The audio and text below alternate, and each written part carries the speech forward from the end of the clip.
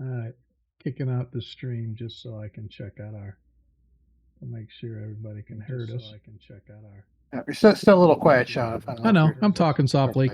Once the game starts, I talk loud. I know. I'm talking softly. Once the game talks starts, softly I and talk carries loud. a big stick with a die 20 at the end of it. Talks softly and carries a big stick with a die 20 at the end of it. Made of solid brass. Yeah. I got my back scratcher. I mean, it's made of wood, so it's technically a stick. I don't know about a big stick, but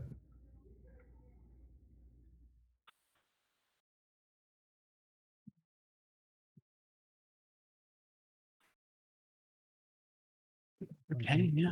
Raise my volume a little. No, I'm like maxed out. So I guess we're just gonna have to deal with it. So if I get soft, just keep bumping me, and I'll talk louder. Like I said, I tend to turn my head away from the mic, which I should not do, but it looks like we can hear everybody. I think that's good. It looks like we can Who hear is everybody. I think that's good. Excelsior 2000? It looks like we Who can hear is everybody. That would be me. Yeah, that's Modred. Ah, okay. That would be me. Yeah, that's I was like, Modred. I don't recognize that name. That would be me. Now I do. Yeah, I that's was like, Modred. I don't recognize that name. Excel's on. That's good. Yeah, he's just lurking though. Yeah. Maybe we'll get some folks to watch us. It'd be nice if Troy dropped by. He used to drop by in September a few times, and he'd just come and just drop a shit ton of I remember, yeah. subscriptions on us. It's crazy. Subscriptions or points. He dropped points once. Yep, drops. He's been really busy though. He's got his own little mini publishing company going now, so it's kind of cool. Ah. But hopefully Hub will be here. I don't think he said he was going to be missing last game, did he? Did he say? Can't remember. I don't remember anything like that, but yeah, I don't recall it either.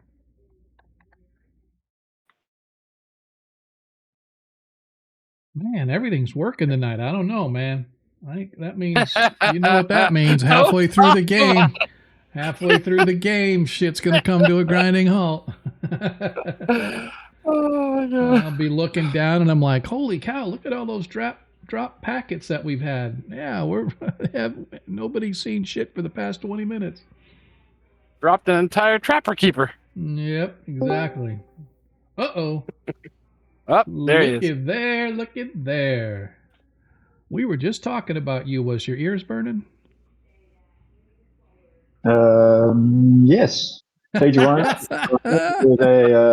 with a comm check. How copy over? You are good, brother. 5x5. 5x5. Roger that. Sorry. No, you're good, man. We were just discussing that since you weren't here yet, you were going to be the first one to volunteer to take that elevator thingy-mabob. But the jelly maker. Yeah, the jelly maker. Let's go ahead and put that on pause for a second as we kick the stream off officially. How about that? Let's go.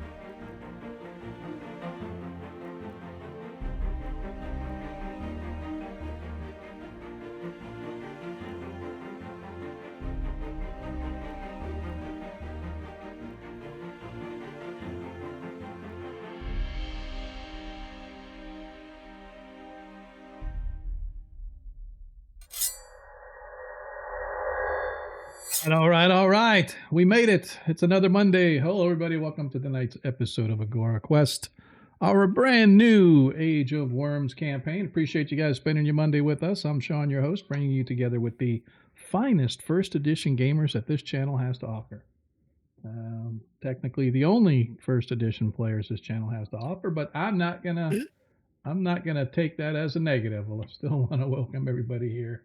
Appreciate you spending a little bit of time with us on Monday night. If you're new here, welcome. Old hands, welcome back. Don't forget, as you watch the stream, you get to earn tokens.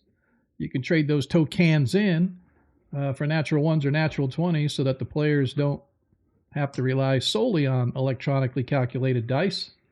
You know as well as I do that you can always just, oh man, if we only had that one extra roll. Well, now you can. You can give that to the characters. And as it stands right now, because I am such a friendly DM and players, we really didn't get a chance to use it.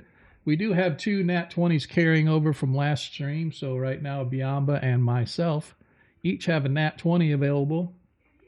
Those dice rolls can be used in replace of any other dice roll that requires a 20-sided die. And so if you want to think of it as like 5th edition advantage or whatever the case may be. But the bottom line is, Biamba, you have one and I have one. So players beware. If you want to help if you want to help support the stream as well as the players, you know you can do that. For every 100 bits cheered, you can grant a +1 to your favorite player or your favorite DM, of which is me, because I am the only DM on this channel right now. So every penny that you guys give into the stream goes right back into it in some way, shape, or form. As I say, whether it's content, hosting, provider, whatever the case may be. I have yet to take any money and actually use it on anything personally myself, with the exception of I got a rather sizable tip one time, which is another way you can help support the stream. If you don't want to subscribe to the channel, you just want to give a couple bucks or a $5 tip or whatever the case may be, go to the main channel of our page on Twitch. Just look for the tip jar, click it. It'll take you to a form. You fill it out, and however you pay is how you pay, whether it's PayPal, a credit card, whatever the case may be. But the best part about tipping is that Twitch doesn't get their grubby little fingers on it. There's like a 1 or a 2% processing fee. I know I use PayPal, so that's the only example I can give. But it's like a 1% processing fee. And if you want to pay a couple extra percent, like a 3%, to get it next day or that day or immediately or whatever it is. But the bottom line is, instead of Twitch taking 50 or 40%, depending upon your level, you get it all, with the exception of a little processing fee. So I encourage you to use TipJar if you'd like to go that route. And of course, I already mentioned it. If you want to help support stream by subscribing, that is awesome. We do have some folks that do resubscribe on a monthly basis. And as I said, every penny you guys help support the stream with goes right back into it. So I encourage you to do that. Speaking of the cheering bit, as of right now, I have a +1 available. All the players have +2, so each player has 2 points available to raise or lower a dice roll, should they need to. And again, you know as well as I do, sometimes that extra 1 point can be helpful. You miss a saving throw by 1 point, you miss an attack roll by 1 point, whatever the case may be. You miss it by there. So anyway, that's us. Last but not least, if you are a Greyhawk fan, please check out the Greyhawk Creatives team page, twitch.tv/Greyhawk Creatives. A lot of great content on there in the world of RPG, not just Greyhawk, but it's primarily Greyhawk centered. Most of the content providers on there are Greyhawk in one way, shape, or form. Encourage you to go check them out. !socials, that's with an S, !socials in the chat will get you a list of all the places you can find those same things. Like I said, you can go check out our Twitch page, you can check out our Twitter, you can check out our YouTube channel for all the old VODs if you want to go watch the old 1E one-shots campaign from beginning to end, to see just what we meant when we meant Shiza Cinema. I encourage you to go check that out. That is definitely, if you want to see how not to run a stream, you need to go watch 21 Shots, because that is absolutely, and Deglin can attest. Deglin can attest because he was there for almost the entire ride. It's a cautionary tale. It's a cautionary tale. I encourage you not to be drinking anything while you're watching some of the stream, because it will probably go out your nose at some point. But yeah, Yes. it was good times. It was good times. It was a great campaign. Ended well, I thought. And what even made it better is the fact that it led into this campaign. And speaking of this campaign, if you are just joining, you know that this is our third session. Technically fourth, but the first session was like a set. Well, this is our session 3, so it's technically our fourth session altogether. But session 0 was just kind of a get together, learn how to use the VOD or the VTT and stuff, because some of the players had not had that much experience on it, and so we were learning as we're going still. But sessions 1, 2, and 3 have been fun. When last we met, our players left Diamond Lake and went hiking in the hills for a few hours until they discovered what is allegedly, or now they've come to believe, it is the Whispering Cairn, a cairn that is used by children in the Diamond Lake region to sort of test their manhood or womanhood, as you will. Courage. Yes, their courage, as they double dog dared their friends and whatnot to go spend the night within the cairn. And for the longest time, that's what it was. It had long since been raided, plundered. Anything of value or anything was supposedly had already been pulled from the cairn.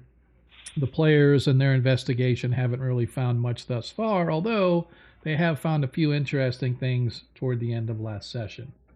In the cairn, they found it's inhabited by a small den of wolves that they elected to not bother, and the wolves fortunately elected not to bother them. But they did discover a strange chamber after having had to burn through a butt ton of spider webs. They came down a tunnel and a small flight of stairs into a strange chamber that had several spokes, if you will, spoke tunnels that went in about 30, 40, 50 feet, whatever, and they just ended. But it looked almost like a radiating sort of series of tunnels that came off the main tunnel or a main room. And in the main room, there was a sarcophagus, rather long, and it had a carving or a statue of an androgynous sort of a being, probably 6.5, 7 feet tall, very thin, laying on there with one hand clenched and the other with 3 fingers pointing out. And it looked like the first finger was supposed to be curled up on and being held by the thumb, but the first finger is missing and broken off. But I will show that picture in a second, players, if you guys still need to see a reminder of it. But regardless, the players or the party has discovered this strange room that had all these offshoot tunnels that were all about, like I said, maybe 40, 50 feet deep, about 20 feet tall. They all ended, and at the end of each one, there was a chain holding a colored lantern, although 2 of them were missing their lanterns. One of the lanterns was actually lit, and it was a green one that was dead north. And inside it, the party did discover that there was a torch that was not giving off any heat. And so I forget who took it. Was it Mulgar that took Modred, it? I believe. Modred, I thought, had it. I think that's who, and I added it to your character sheet. Essentially an ever-burning torch. It's a torch with continual light cast upon it, and it was in this green lantern. And so, don't know who's got the music playing. Thank you. They took it out and put it in some other lanterns. Nothing really happened or was effectual. at the end of one, the blue tunnel, they did discover that there was up in the roof, there was actually, the roof went higher than the others. The roof at the end of this tunnel went up like 50 feet. All the other tunnels are only about 20 feet tall. And at the top of this 50-foot tall one, wherein hung, I believe, the blue lantern was hanging, Hub crawled up there and found a little tunnel that went for perhaps 70 or 80 feet ahead, and ended in a strange looking face, that the shape of the head and the facial structure was very similar to the creature that was carved in stone in the sarcophagus. But this one, it had sort of a smirking scowl on its face, and a little bit of investigation in the tunnel found there were strange claw marks that dug into the stone in this tunnel. So he elected not to go any further and climb back down. Well, fell partially. But the party's final investigation discovered that the sarcophagus itself was sitting on a base that was sort of shaped like a misshapen arrow. And they found out that two things. One, the lid of the sarcophagus, although sealed, has strange arcane scribblings around it. And Modred took a look and discovered that those arcane runes kind of remind him of glyphs for the symbols for fire and air and other such things that he has seen in his teachings. But they also found that this thing turns on its base.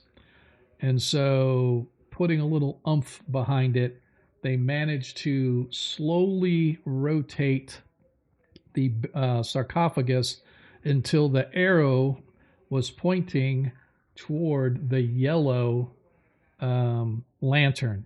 And so when they first came in, it was originally pointing to an orange tunnel, or the tunnel with an orange lantern in it. They got it to turn and have managed to get it so that it is pointing toward the yellow. And as soon as they did, they heard this grinding sound, and rising up from the floor was this cylinder. And the ceiling's about 20 foot high. The cylinder itself comes up, and it's about 8 feet tall when it stops, and then two panels separate and reveal that this cylinder itself is hollow. And that, I believe, is essentially where we left off from last session. So, not sure if I missed anything, or players, do you have any follow-up or questions before we get started? We did do one more thing. We moved the orange lantern to the spot of the red lantern. That is correct. The orange lantern is in the spot of the red lantern, but it did nothing. Yep. And as we discussed, when you guys looked in this chamber, it looked identical to the painting that you guys had seen on the dais upstairs before you came down through the spiderweb tunnel and then down a small flight of stairs into this chamber. Up at the top on the dais in the darkened area and the darkened wing, you guys saw that you were looking at essentially the same thing. It's almost as if you were standing in a room and you could see these tunnels going off in different directions, each one with a lit lantern hanging at the end of it. It's identical to the room you're standing in. The depiction, make sure I articulate my words, the depiction that you guys saw upstairs is identical to what you see down here. The only difference is up there's no sarcophagus. Down here there is. Up there, all of the tunnels have lanterns in them and they're all lit. Down here, only one of them was lit, and now it's the orange one. But the orange one is now in the place of where the red should be, because the red and I believe it's the violet are the two that were missing. So upstairs it goes in order: red, orange, yellow, green, blue, indigo, and violet. But in this one, the red and the indigo lanterns are missing. At the end of the indigo tunnel, you did find a couple shards of broken glass that were colored the color of indigo, so perhaps the lantern itself was broken, cracked, or whatever. But the bottom line is now the orange one is lit, but it is hanging in the red one's slot. So, any other questions, or anybody have anything other than what I have already described? This is Hub, and this is just a minor thing, but honor among thieves. Yep. There was that, you might have mentioned it, Sean. There was that body at the bottom of that high area. Yes. So there was a reason Hub didn't want to stay up there for too long. So yep. Yes, you are correct. At the end of the blue tunnel, where Hub had climbed up the chain and found that there was a tunnel actually up in the overhead where they had where you could climb into, there was the skeletal remains of a body at the bottom underneath the blue lantern, as if that person had fallen from the ceiling above and landed, had a broken leg and other parts or whatever, but essentially it was a skeletal remains. But you are correct. All right. Anything else that I may have missed before we get started? No, I mean, we found the remains of that little girl that's missing, where she probably slept. We got her scarf and I think a backpack. I can't remember what was in the backpack. Right. There was it was moldy. There was some scribbled paper, I think it was, that you guys had found in there. But for the most part, all the food that had been in there had long since decayed and maggot filled and dirt and dust. But you did find a scarf that had her initials on it. So I kept the scarf, but I didn't keep the backpack. You want me to put that in there as well?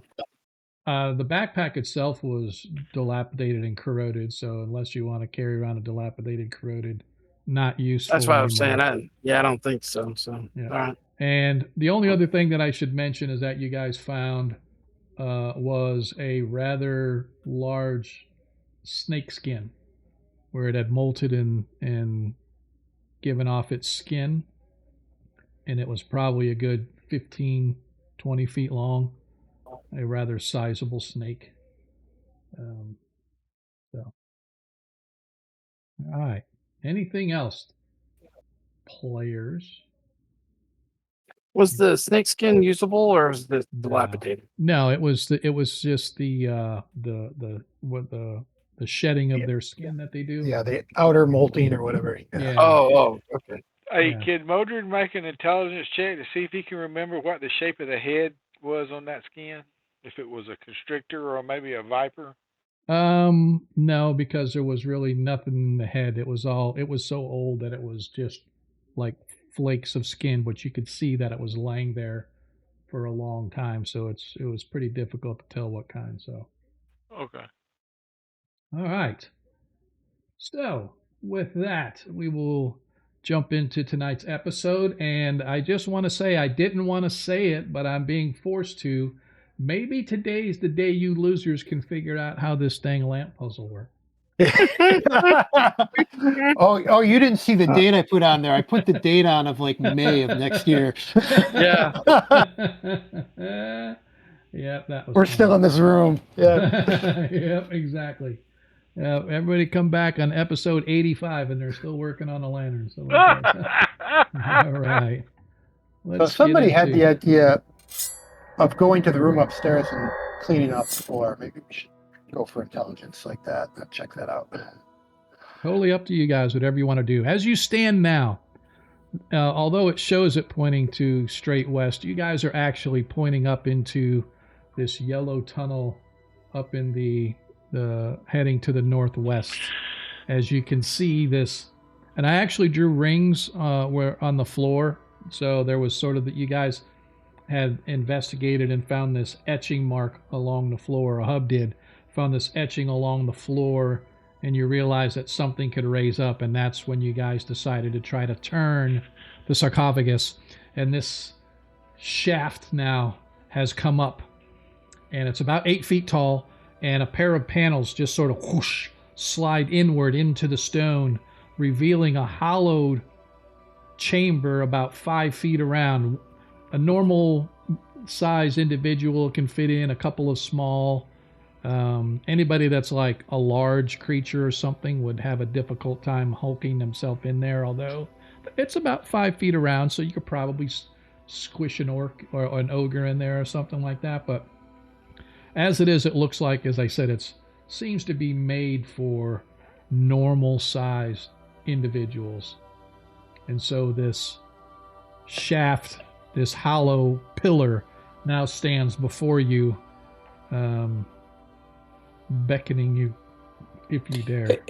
Hey, Sean, so I want to look in it. I'm not going in the little cylinder. Yep. I want to look in it.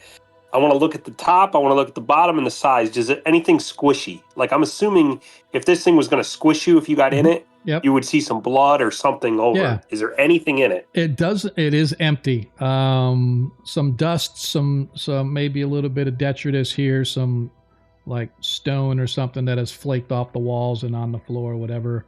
But looking up and looking around, there do not appear to be any stains on it. Doesn't appear to be anything other than what it is telling you it is, a cylinder that is hollow, should you decide to walk into it. Well, I think, guys, this is going to lead us somewhere good. So I'm willing to give it a try. Unless you guys got, I know we can go back and check and do other stuff, but I mean, I think this is the best lead we have right now. I mean, you want to try. I'm sorry.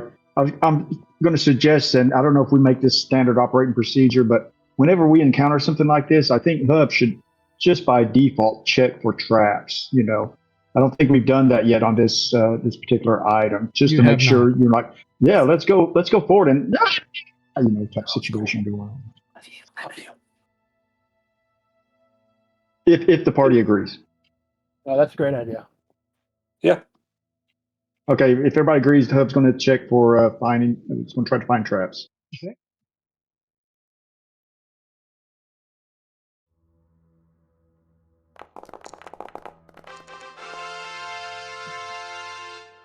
Hub, not bad. Hub buries his face into the area. Question before I get too much farther into this. In your investigation, is Hub going to go inside it to investigate it, or is he staying outside of it to investigate it? Hub is initially going to be searching around it, around the entrance, and at some point he will stick his head slowly into it, looking, but he won't go any further than his nose. Okay. And if he doesn't see anything, he's going to quickly withdraw. Okay, that's fair. So you spend a few minutes kind of poking around, looking around the edge, sort of running your hand over it. You kind of poke your nose in it. You can see the slots where the panels slid into the wall, much like if those that are familiar with French doors that actually slide in and out of walls as opposed to opening and closing, like Star Trek doors. Whoosh, they kind of open, right? And you can see the slots where the panels slid out, opening the entrance into this. But as you investigate and look around it doesn't look like there's any kind of tripwires or any kind of pressure plates or anything in it that seem to indicate it's trapped in any way. Okay, I let the party know what I found or did not find. And you do retract, and your nose is still attached. Yeah. It's such a lovely nose. All right, can I have the lightless torch? I'm going to give it a try. I feel comfortable. Our thief has said there's nothing in there. Okay, you want the ever-burning torch? Yeah. I mean, I have infravision, but if it's dark down there, I'd rather be able to have a torch to actually see more than that. Okay, Modred, are you acceptable to Renoir? Where you headed off to? Did I miss something? Yeah, I'll give him the torch. No, we need to I'll give him spin the torch, spinner. no problem. Well, Don't spin the spinner. Don't spin the spinner until I come back. Hopefully come back. Or roll up a new character. Well, I was assuming it wouldn't go back, couldn't go down until we spin it. Yeah, we're gonna have to spin it to go down. Let me step in it first. I'm gonna send Nicodemus down with him just so we can have, be able to communicate. Okay. That's fine. That's fine. That's fair. So should I make a drip? So I have dropped an ever-burning torch on your character sheet, Mulgar. Thank you. I left it on your sheet, Modred. I just put 0 as quantity, but I didn't want to just delete it from your sheet. All right. Hey, how do I move the pseudo dragon tokens separate from my token? They're stuck together now. Are they? They shouldn't be. I don't know why. Yeah. Let me move them for you. There you go. All right. So let me see. All right. Let's see what I got here. All right. So I am gonna, in order to do this, just so you guys know, I'm gonna end up having to put everybody on the map for any new maps that you guys happen to go to. Just be aware that the only reason I do that is so that you as players will be able to see, and when I switch maps, it won't be you guys just looking at a blank map. I want you guys to be able to see what your companions see down below. So just be aware, so you won't be able to I don't want you to move your tokens in that because you guys aren't really there. Is that fair? So anyway, that's fair. So you Nicodemus, under the command of Modred, flies over and lands on Mulgar's shoulder. Mulgar, what are you doing? I'm going to step in, and then I guess I'll roll my new character up after that. All right. So you guys watch as Mulgar passes into the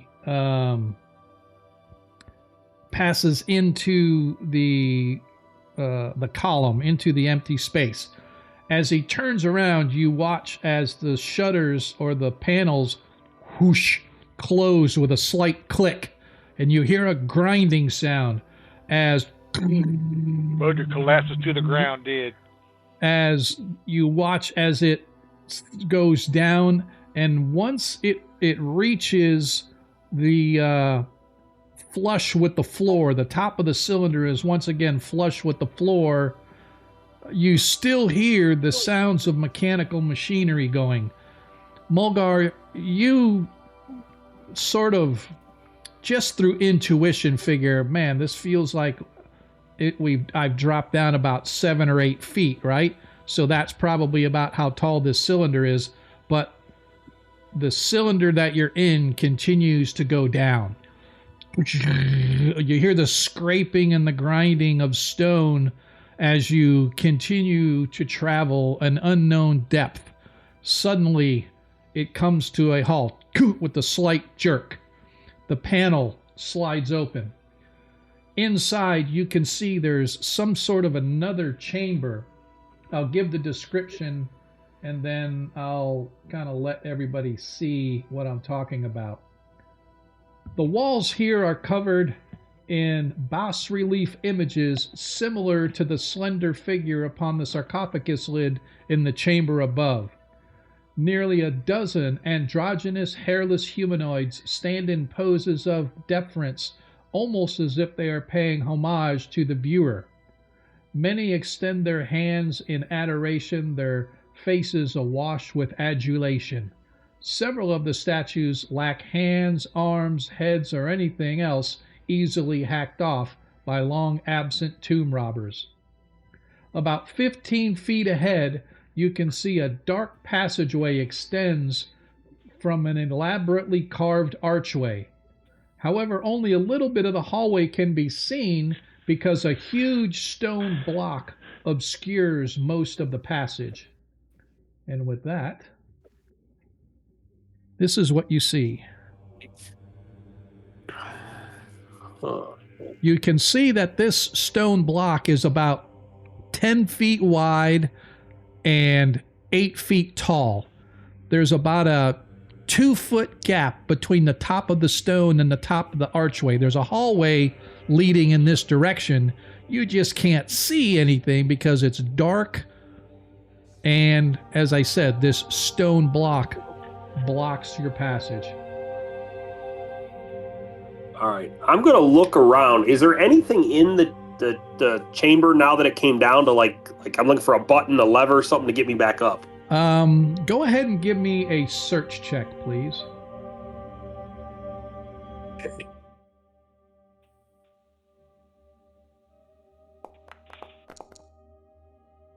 Looking around, at first you don't find anything, but Nicodemus starts squawking and squittering, and over here on the wall, right where the curvature hits the straight edge, you see that there is a button, and scrawled on the next to it looks like the remains of something that was once painted with an arrow pointing up. All right. Can I communicate with Nicodemus? Because I'm afraid if I go push... Okay. Yeah, unfortunately, Nicodemus understands languages, but you don't know anything about what he may understand. However, he does communicate his sight to you, Modred, he is transferring his sight up to you, and you can see everything that I've described to Mulgar, and you also can see the button with the little up arrow next to it that he found, and he was sort of scratching at and trying to get Mulgar to see.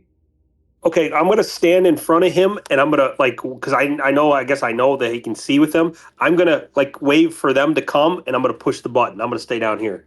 Okay. You push the button, and whoosh, the doors open up.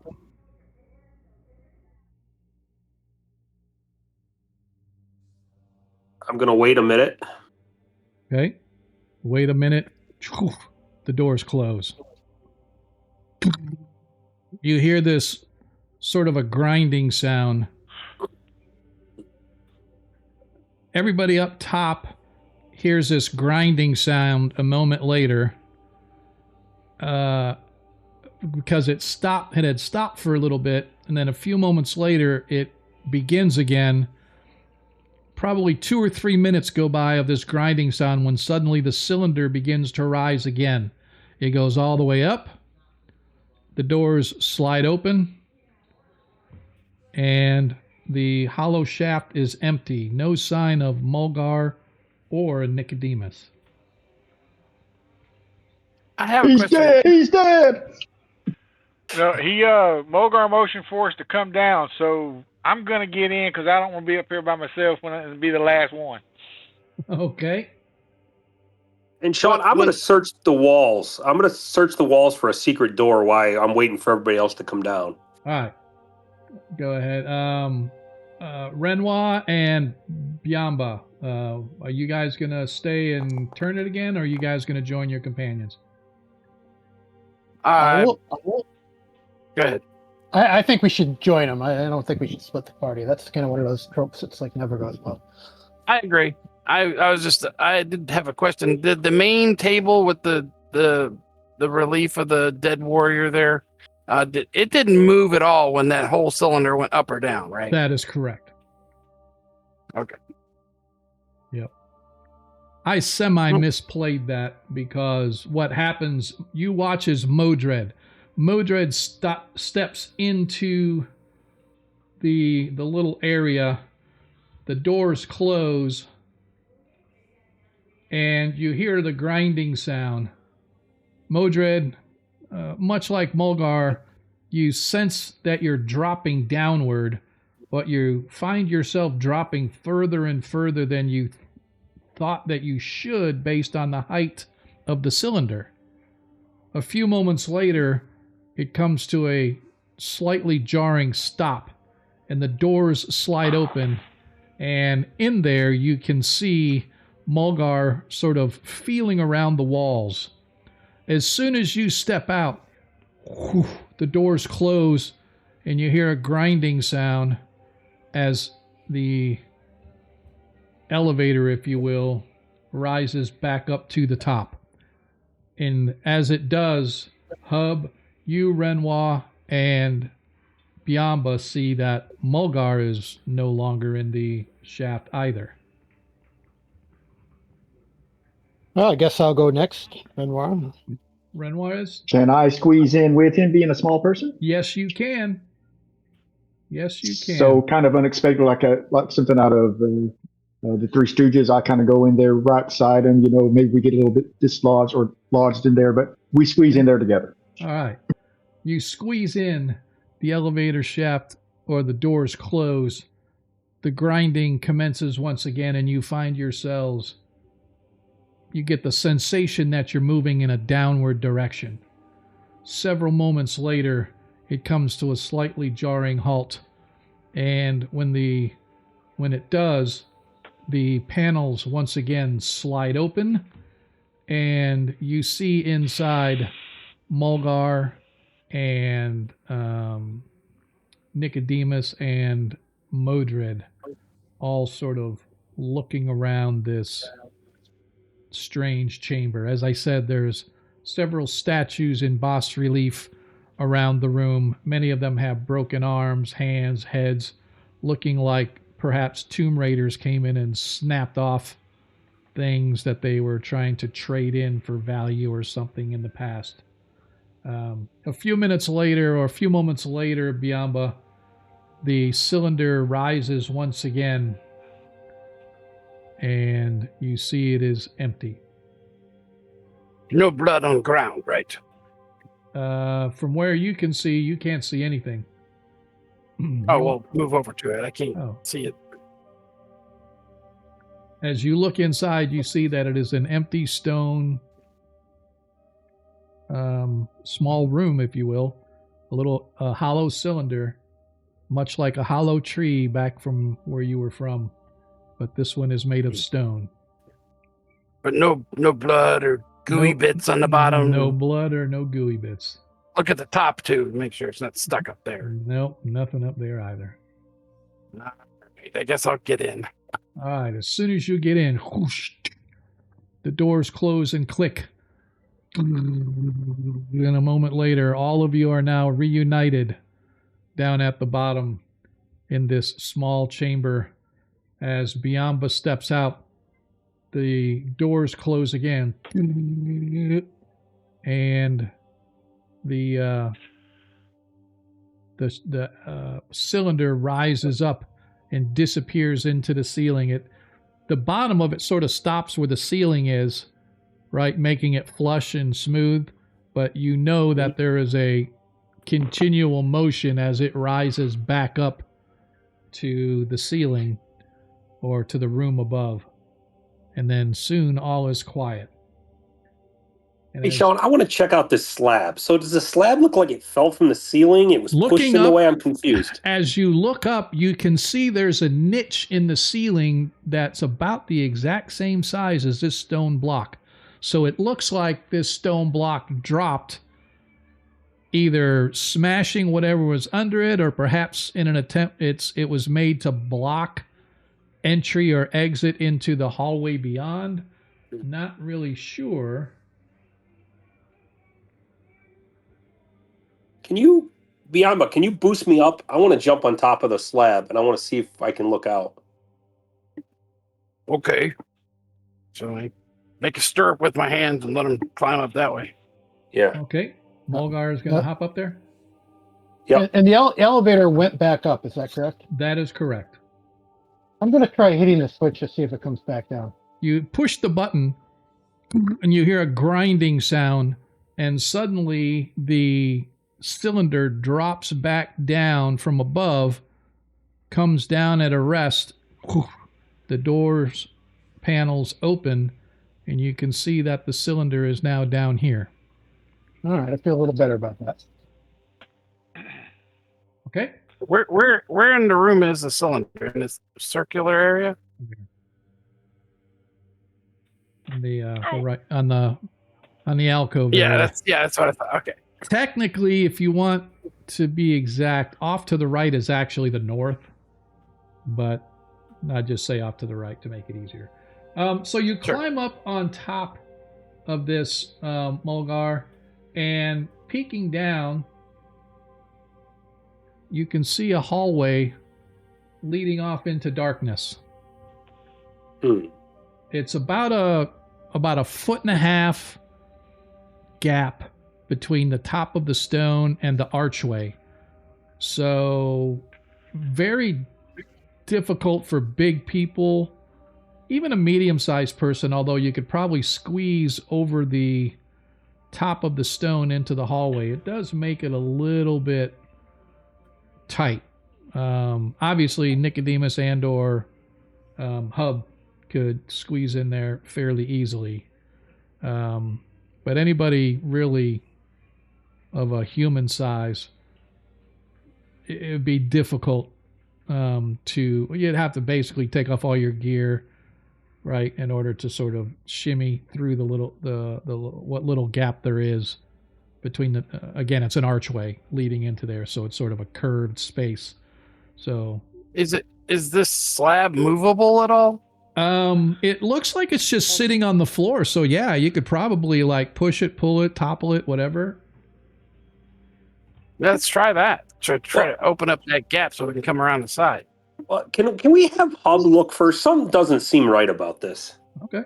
It seems like a trigger trap. Probably a plug trap, like in a pyramid. I think, if there's a spot. Did you say there's a slot up in the ceiling where it looks like correct? Right above you, you can see there is a slot where it looks like this stone slab at one time probably rested. Is there any maybe ancient dried blood around the base, or maybe it jellified someone? Does not appear to be. As you look around, there's a lot of dirt and dust down here, but it doesn't appear to be like any blood or guts or anything. Hey, Hub, why don't you check for traps? That might be some kind of mechanism that, it's probably sprung, but at least we'll might have an idea of what it is. While he's checking for traps, I'm going to keep my eye on the hallway. I'm going to kind of poke my head out and keep an eye on the hallway just to make sure when this thing moves, if there's nothing rushing us. Okay. So, Hub, are you going to climb up on top of it to kind of search around, or are you going to search around the bottom? How are you going to search? Just kind of give me an idea what you're doing. That's a good question. I think you're right. Initially, I want to search around the bottom to see if there was any obvious trigger mechanisms that might have set off this being a potential trap. Okay. So I'll search the bottom initially and see if I find anything. So the first thing that go ahead and give me a search check first. Search for traps, I should say.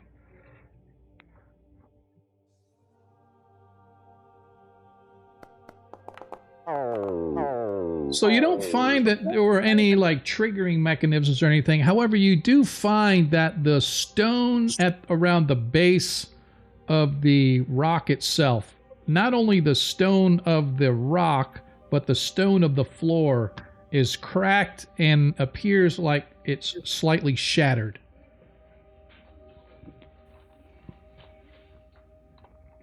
As if the stone literally dropped from the ceiling and slammed down and sort of slightly fractured and shattered the stone at the base, while at the same time crushing the floor beneath it. Roger that. I'm letting the party know what I find. Okay. Yep. So we've got a triggered trap or bad craftsmanship. Yeah. Or it may just have so been now I'm climbing up. up. Passage, not necessarily a trap. If this is a burial cairn. Yeah, maybe. I don't know. It's just something seems weird. What was that you said? Possibly, was that Renoir? I'm sorry, Renoir, what did you had mentioned? I had mentioned I thought it was either a trap or bad craftsmanship. That's all I said. Oh, okay, gotcha. Yeah, I think if it was meant to block off the corridor, I think it would go all the way up to the top of that doorway. I don't think it would have left a big old gap up there. That was the intent. Although, to be fair, it is a very small gap that's left, so you'd have to be a very small person to get through. So, but anyway. So Hub climbs up on top of the stone slab. I'm not going to look on top of the slab. To look on the other side in the corridor, I assume I have to get into that corridor? That is correct. So I'm squatting there looking in the corridor, and then I kind of twist around and I look at each of the party members. I said, for me to find out if there's any kind of trap on the other side, I've got to get in there. What do you guys think? Well, we try to move. Anybody got any rope? I have rope. You might want to, let's, dangle it so you can climb up. We can pull you up if we need to quicker than you climbing. That's my suggestion. I have no problem with that if you guys are willing to do that. I'm willing to do that. Okay. The wizard's willing to pull me up. Is that correct? Oh, I'm on top of it. I can pull you up. Hey, look, the wizard flex a little bit now. I ain't no puny guy. I can pull you up. I'm on the top of the stone anyways. Okay. Okay. Now, when I'm asking for people's opinion, you will not insult me by saying that's the dumbest thing I've ever heard in my life. I really mean, if you guys think this is a smart move. I'm just wondering if the trap was set up after somebody maybe. First, I think this is a trap. We don't know 100%, but I think it's a trap. Then I'm wondering, usually these traps probably set off if they're trying to block somebody in after you pass there. So the trap trigger, I might be able to find something on the other side. Why and not? I'm just curious about that. But I just want to make sure nobody else thinks, oh, yeah, that's pretty dumb. Well, there might actually be a lever over there that you can switch it and raise it back up. Just a point of, Renrar just points out that if you do find a lever, don't pull the lever until people get off the top of the stone. That'd be a good idea. Possibly. Yeah, I'm on top of the stone. Please don't pull the lever. Understood. Hey, what's this? Okay. Yeah. It says do not pull. So I'm going to secure the rope around me, and I'm going to hand this off to whoever's wanting the lady. Mulgar's on top of the stone. I got it. I got the rope. Yeah, I was about to say I'm strong enough to pull you Mulgar's up. probably best. Okay. So once that's done, I'm going to take a quick look around. Okay. I'm going to ask that the light be kind of removed down to the side of the slab, just to the inside of the slab, so my infravision can kick in for a little while. Okay. Yeah, I'm with you. I'll toss the flame torch off the side, toss it back to the mage, because I don't need it either. I got infravision. I catch it. Roger that. Although when I get in there, be honest with you, I'm going to want some light. But Mulgar, if you want to look with me, your infravision is slightly more. Let's just see what we see with our infravision. If there's anything that jumps out as that might be nasty. Okay. All right. Keep in mind, if there's skeletons or something down there, you're not going to be able to see it. Understood. That's the reason I'm going to want that light before I go in there. I just want to look now. All right. So thank you, Ronnie. So Ronnie Noblight has just dropped a pair of nat 20s. So now I have one and I have another one. So I have two. I need Hub, Modred, Mulgar, and Renoir all to roll a 20-sided dice for me, please. Oh no, this isn't good.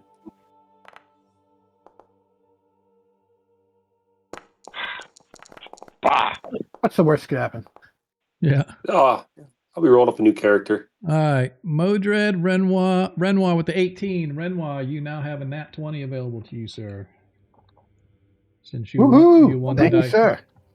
Ronnie Noblight, you have donated a natural 20 to our cleric. Thank you, Ronnie. Thank you, Ronnie. Ronnie, for those that know, was our druid in our last campaign. So I'm surprised he dropped a nat 20 and not a naturally perfect acorn, but that's just how we roll. All right. So with that, so you now have. So I just want to make sure that Mulgar's got the rope on this side. Hub's got it tied around him. He's going to climb down. Yep. Using the rope. After we do that. Mm-hmm. After you do what? After we take a peek. Yeah. Yeah. So as you two look, and I'll give a quick description as you guys look down the hallway. Curious carvings that seem to represent a stirring tempest cover the walls of this 10-foot wide passageway. At about 10-foot intervals, small alcoves flank the passage, and each alcove contains what appears to be an androgynous humanoid figure with cupped hands. The figures stand roughly 7 feet tall. A faint wind seems to play within the passage, but it's difficult to tell where it comes from. So you can see much more decorative. So much like in the first chamber. In the first chamber, there are a bunch of statues carved into the walls, bas relief, etc., etc. Many of them broken off and yada yada. And it's very similar in this hallway, except most of the stuff is fresco-like paintings and carvings on the walls, but every 10 feet or so, you can see there are alcoves with actual androgynous statues in those alcoves, and each one has their hands kind of cupped, much like you would cup your hand to get water. That's kind of how their hands are sort of like that.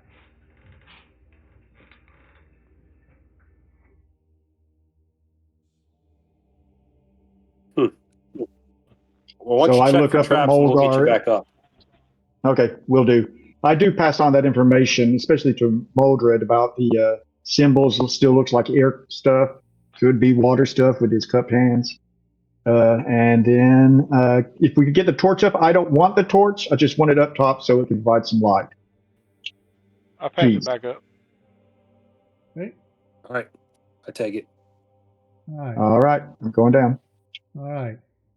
Hub, you shimmy through the little gap, and you use the rope and you climb down, and you now find yourself at the base of the base of the large stone block. Okay, I'm just going to give it like a 30-second count, just to squat there in the corner, looking down the corridor.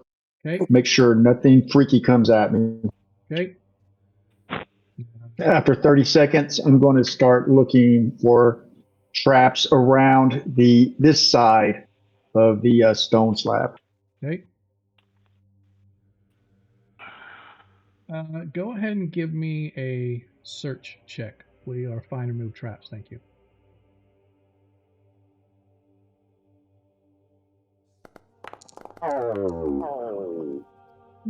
God, I suck at this. Yeah. You search and you find that there does not appear to be any traps or anything along this side. No triggers, no levers or anything like that. And as you turn around, you see suddenly floating behind you is the strangest looking thing you have ever seen. It looks like a sinewy bit of stringy muscle that goes between two rather large eyeballs.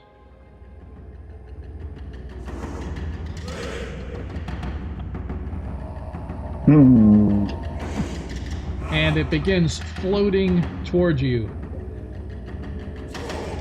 I say, bring me up, bring me up, bring me up, bring me up. I'll pull the rope. I'll pull him up. All right. I need Hub to give me a saving throw versus magic.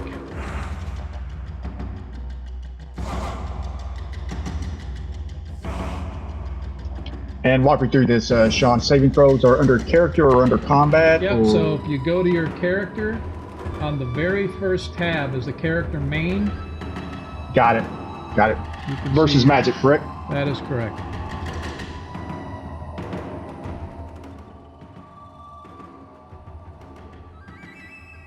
It has a spell. Would that be it? Yes, sorry. Yeah, it's the same thing. Okay, so got it. Click the word spell. It'll roll your save. As you're like, pull me up. You don't see it, but Mulgar, you see out of one of the eyeballs this strange greenish light zaps out, and it hits Hub right in the back. Hub, you feel this strange sensation, and your body's kind of feeling like, I could really use a nap right about now, but then you sort of shake it off and go, oh, hell not now. And you clamber up the rope, and you manage to get back into the little hole as this thing continues to float toward you. Well, I say there is something down there that just tried to do something to me. We need to get ready for action. Yep. I want to get down. I want to get down to fight. I don't want to fight up on the slab. All right. Me too. As you jump down, a few seconds later, everybody can see this strange looking little thing. Let me see if I get a picture of this for you guys. I want everybody to see exactly what it looks like.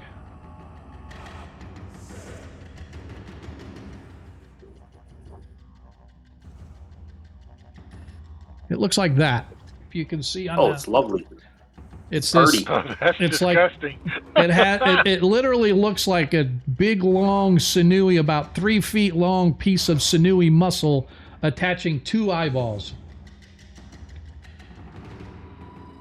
As it floats to the top, as we begin our first real combat of the game. Biamba, actions. Scimitar. Actually, I believe what we can do correctly, and again, forgive me for not having this down to a science yet. Players, I believe, I'm going to see something here real quick. Yeah.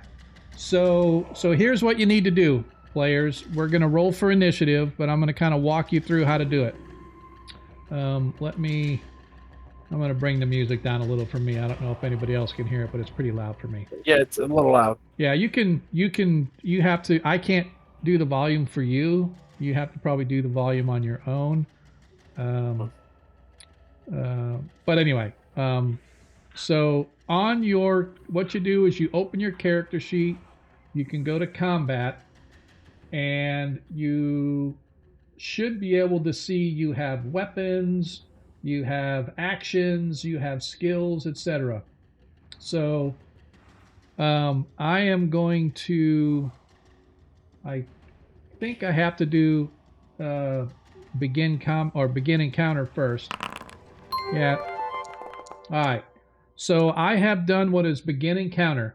Now, if you look on your character sheet, next to your combat item or your weapon or whatever, on your combat tab, you will see a set of dice. That is how you determine what your action is going to be. If you want to cast a spell, you go down to your spells. If they don't show them on this form, you can go to your spell tab, and you can look on your spell tab, and that is essentially what your action will be, right? And so it will then keep track. So when it's your turn, it'll say, hey, attack with your scimitar, or cast your spell, or whatever the case may be. Does this automatically take into account your bonuses, proficiencies, things like that, or do you have to add those? It should automatically take into account everything that you guys have with regards to attacks and stuff like that. Okay. So just to be clear, I'm throwing the dagger, so I use the dagger ×8, not the dagger melee. That is correct. That's what I did. That is correct. All right. Oh, so, there's a question. Okay, Sean. Yep. Go ahead. My question was, how big are these eyeballs? The eyeballs themselves are maybe 3 inches around each. It's a small creature, Okay, a tiny small. creature. Yeah, Okay. it's a tiny creature. For size purposes, it's a tiny creature. So yeah. All right. Okay. Anyway, go ahead. And my question, Sean, I apologize, is no, that that's fine. No, I I want to have make darts. sure. Mm-hmm. It says dart no ammo, and maybe I've missed a step earlier Yep. a few weeks back. No, that's fine. So what you need to do is I go to your gear. Let me click on darts, ammo, dart. So if you go to your gear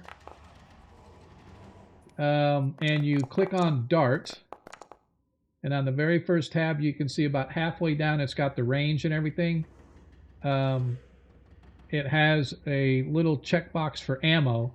If you select ammo and then the drop down underneath it, you scroll down and select, hey, here is the ammo for my dart. And you just select dart. So I just selected it for you, so it should work for you now, Hub. So if... Okay, let me see here. So now if you go and back to your combat and you go to dart, you can see now it should say times 20. Let me do this too. Oops, no, it's not. It probably won't let you do it until after it says you're not proficient. Click if you wish to add proficiency. Yes. I need to do that. Okay. And then click to add proficiency for a dagger. I don't know why it didn't do it automatically for you guys. So, and then I'm going to get your sling set up for you here too. For your, you have sling bullets, right? It has you as you have a sling and bullets, or you only have the darts? Let me confirm that. I believe I may not have. I believe I may not have a sling. Okay, yeah, because it has you as proficient in sling, but it says you just don't have any ammo. So, all right. So, anyway, bottom line is, so it looks like you don't have a sling or ammo, so you don't have to worry about that. So, bottom line, if you go to your combat tab now, you should see that it has dagger, melee, and dart times 20. So now you can just roll your dart and just remember you get 3 attacks per round with your dart. And there we go. All right.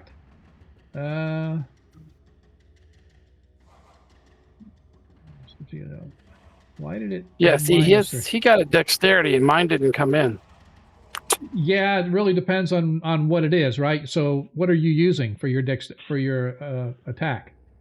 You're using your skim. Yeah, you don't get that's that bonus is or in this case the minus that brings it lower, which is better. That only applies to ranged attacks, so you don't get that with the melee attack. So your defensive is only So when you look at his, he got the -3. So when he it actually I just should remember, really be using my bow.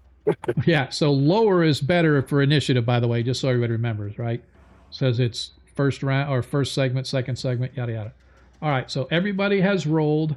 Renoir, you are up first. This thing is the top of it is like 8 feet tall, so you cannot reach it yet with your mace.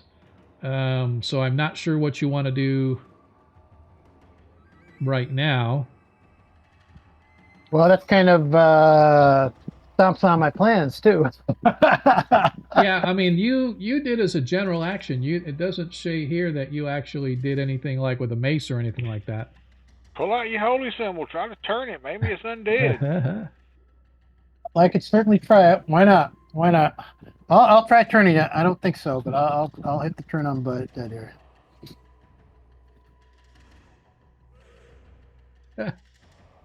All right. I'm hitting stuff, but nothing's happening here. So make sure that you select your token. Yeah, it's got a button that says macro turn, and I press Yep. the button, and Yeah. nothing happens. Yeah, you need to select your. Make sure Oh, you have the level one. Yeah, remember you have to select your token on the map and then hit the macro, because otherwise it won't recognize who's trying to do the turning. Gotcha. It's a pain in the butt, but if that doesn't work, that's fine. We'll just roll a d20. I'm not going to worry about it.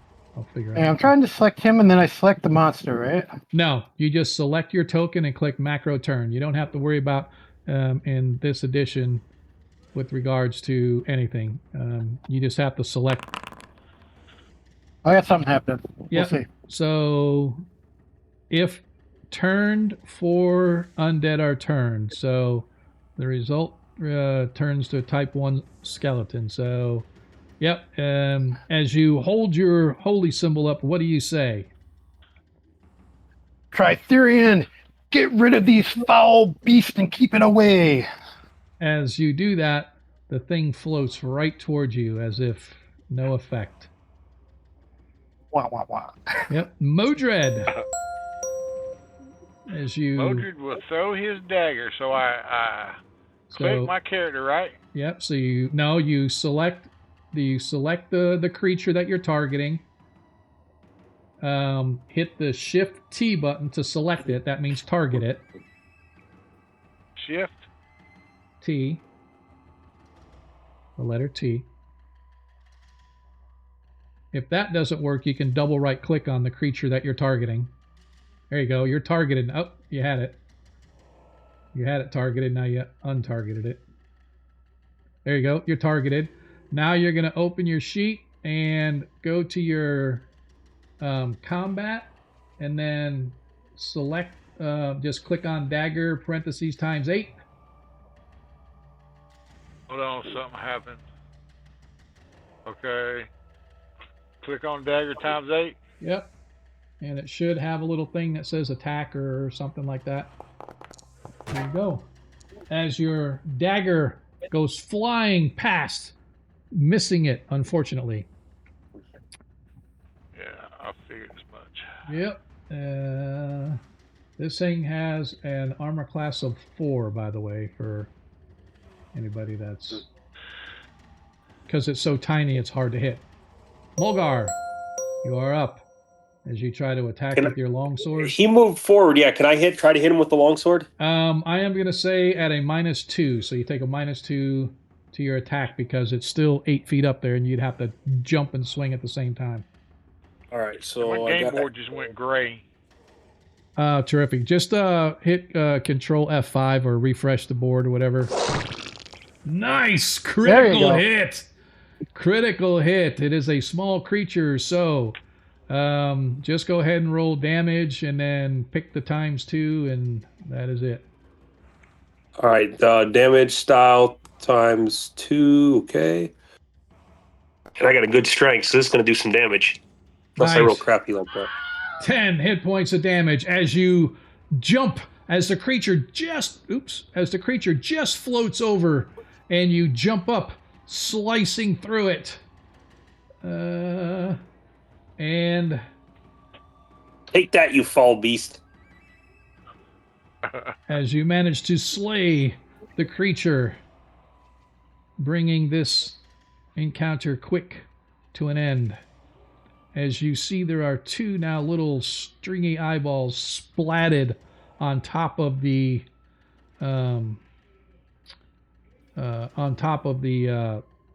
stone.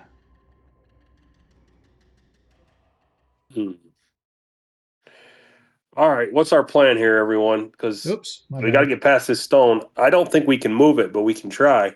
Sorry, folks. That was my fault. We teleported. Yeah, I accidentally reactivated. We don't have to move it. Yeah. Hub stands up and kind of pulls his pants up like he's a big boy and goes, that eyeball thing is lucky I didn't have a swing at it. Sure, go with that. I just don't think we can move it. It's got to be thousands of pounds. Yeah. So, What the bin bars lift gates is for, but I don't know. I mean, it'd be a Hub, you looking at it, Hub, even though it's cracked and you didn't find any traps and stuff, it does look like it can either be moved or pushed. Like pushed over. So it's sitting on a long end. So if you guys were like on one side of it or were pulling from one side or on the other side pushing, looks like you would be able to topple it, but it would take a rather significant amount of strength to do so. Yeah, Renoir kind of looks over at Biamba and goes, "Hey, you want to try giving that thing a shove?" Do we want to try to search the room first? Maybe there's a secret door that takes us out and we can avoid this. We can do that too. Let's all search for secret doors. Make me happy. Search for secret doors, and then if not, we'll try to move it. Something doesn't seem right here. Okay.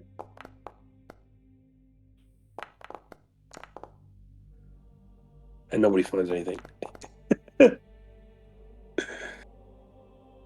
Looks like Hub is the only one we're missing.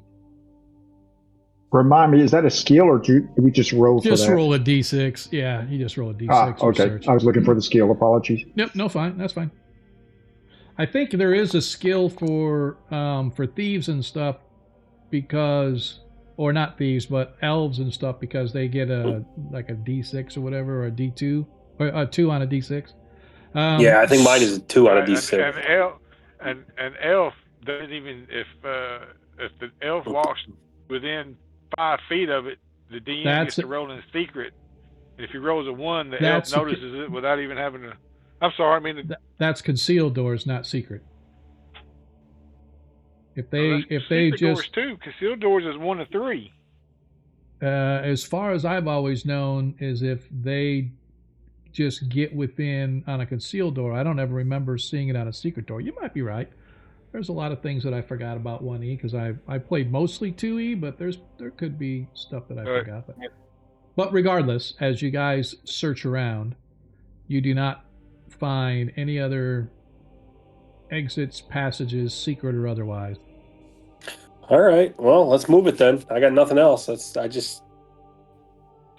Anybody got a grappling hook or something we can wedge up there in the on the other side of the alcove?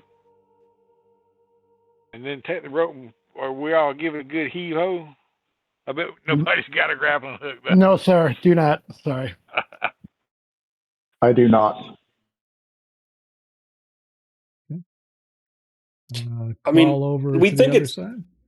We think it has to fall towards where we are, right? That is correct. Yeah, there's no way you can push it into the tunnel because it's a little bit wider than the tunnel wall. All right. But could Biamba, where he's at, push it down and maybe create a gap? Well, just so you know, I am not the strongest guy in this group. Hey, gentlemen, before we do this, let's just take a couple of seconds, if you don't mind. So, should normal-sized people squeeze through there without their equipment? Without their equipment, you could, yes. Like if you don't have armor on and stuff, and you just got down to your regular clothing, and you were able to scooch through there.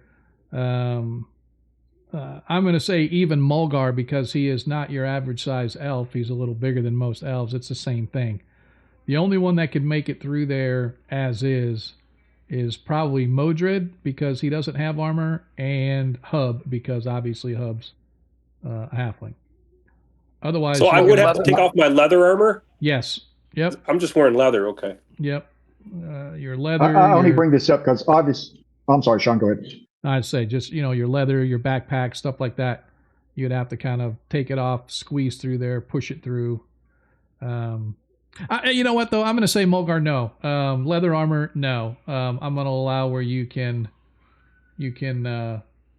fit through. So I guess it really depends on your size. So yeah, Biamba's like 6 foot, 180.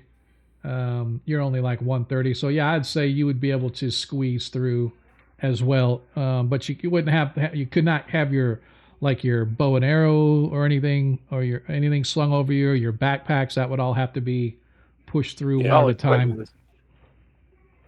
Well, we don't want to try to just push this thing out of the way, the strongest person. Well, the only reason I bring that up is because if we can push it out of the way, like slide it, that's great. But if we have to tumble it, that's going to create a huge crash, and everybody and their mom's going to know that something's going on down that corridor. That's the only thing I'm pointing out. That's something to Oh keep in yeah, if it's mind, gonna kind of make the noise, first then we have to officer. push it. There's kind of two That's sides to why that. Go ahead.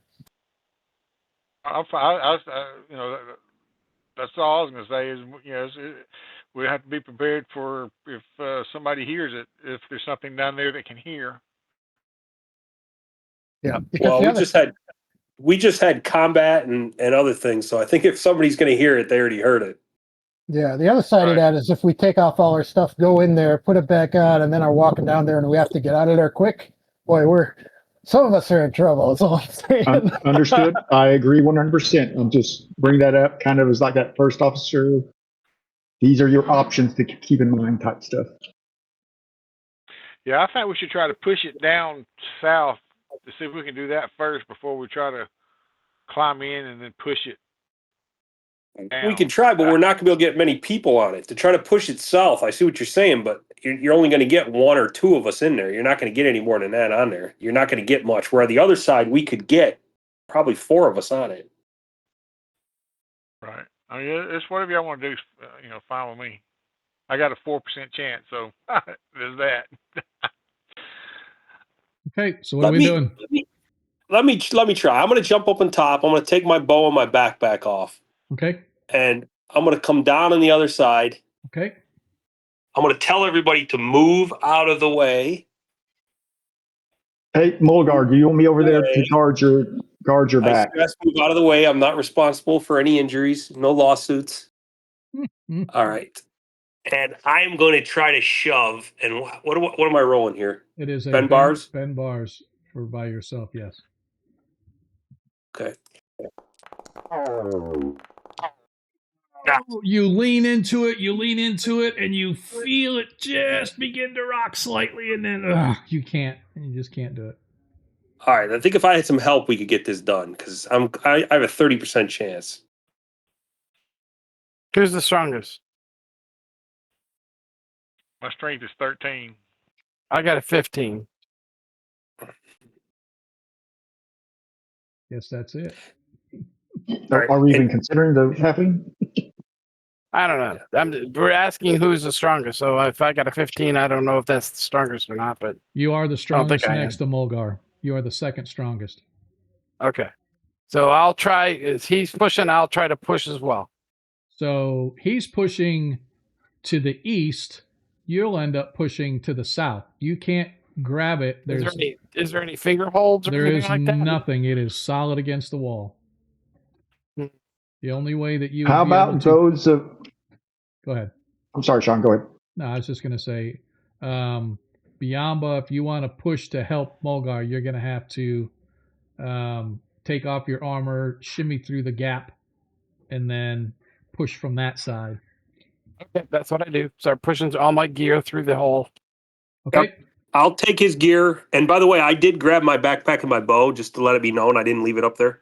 Okay, that's fair. As soon as I get. It takes you about 15 minutes or so for you guys to disrobe enough to shove your armor through the gap and shove your weapons down to Mulgar. And eventually, Biamba, you are on the other side. All right, put my shit back on. Okay. Takes you about another 10 minutes or so when you're ready to get your armor on. So probably about 40 minutes have passed now. Well, it's just leather armor, so I didn't. You said I didn't have to take that off.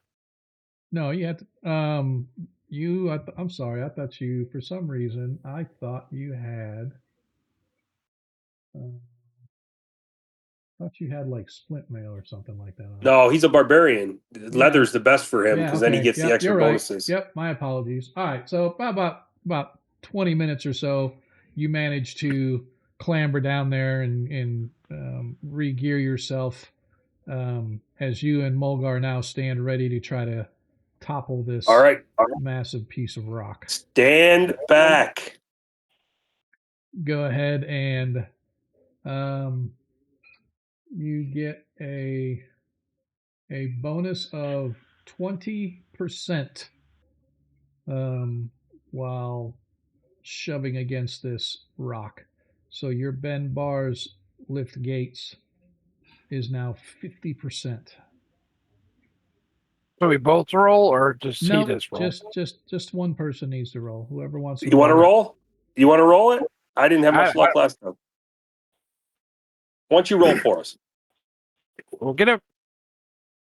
You said a modifier of 20%, or no? Just put no modifier. Just don't bother putting a modifier, and it doesn't matter if it says you succeed or fail as long as it's under 50%.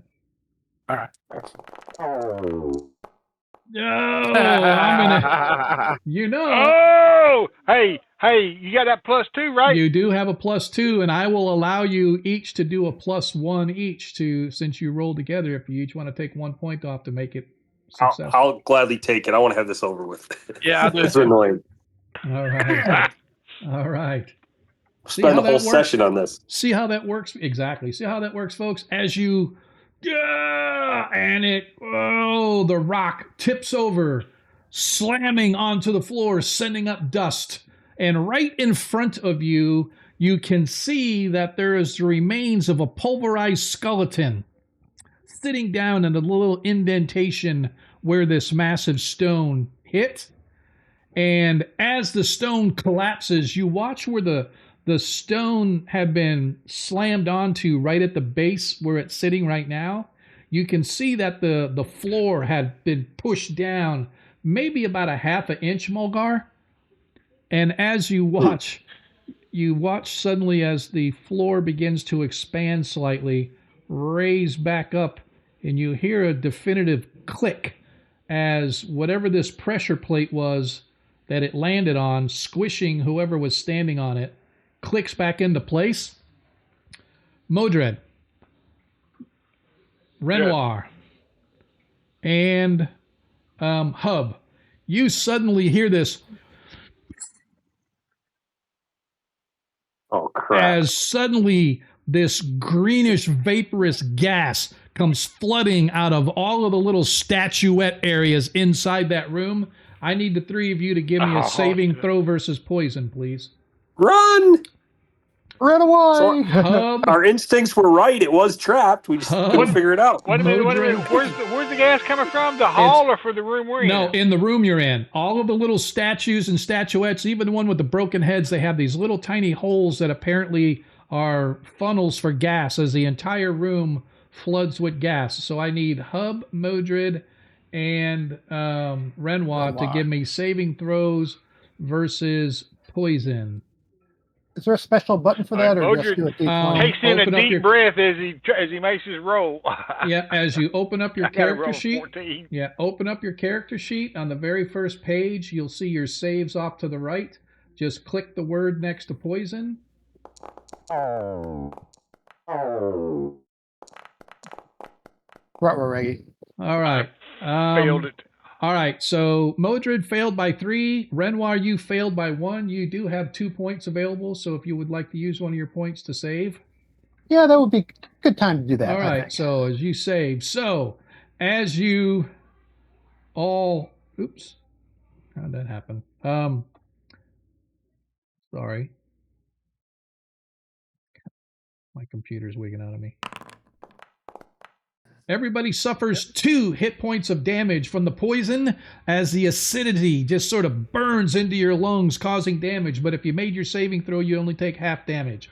So, Modred, you take 2 hit points. Renoir, you and Hub each take a single hit point of damage. And I will take that off of your character sheets for you.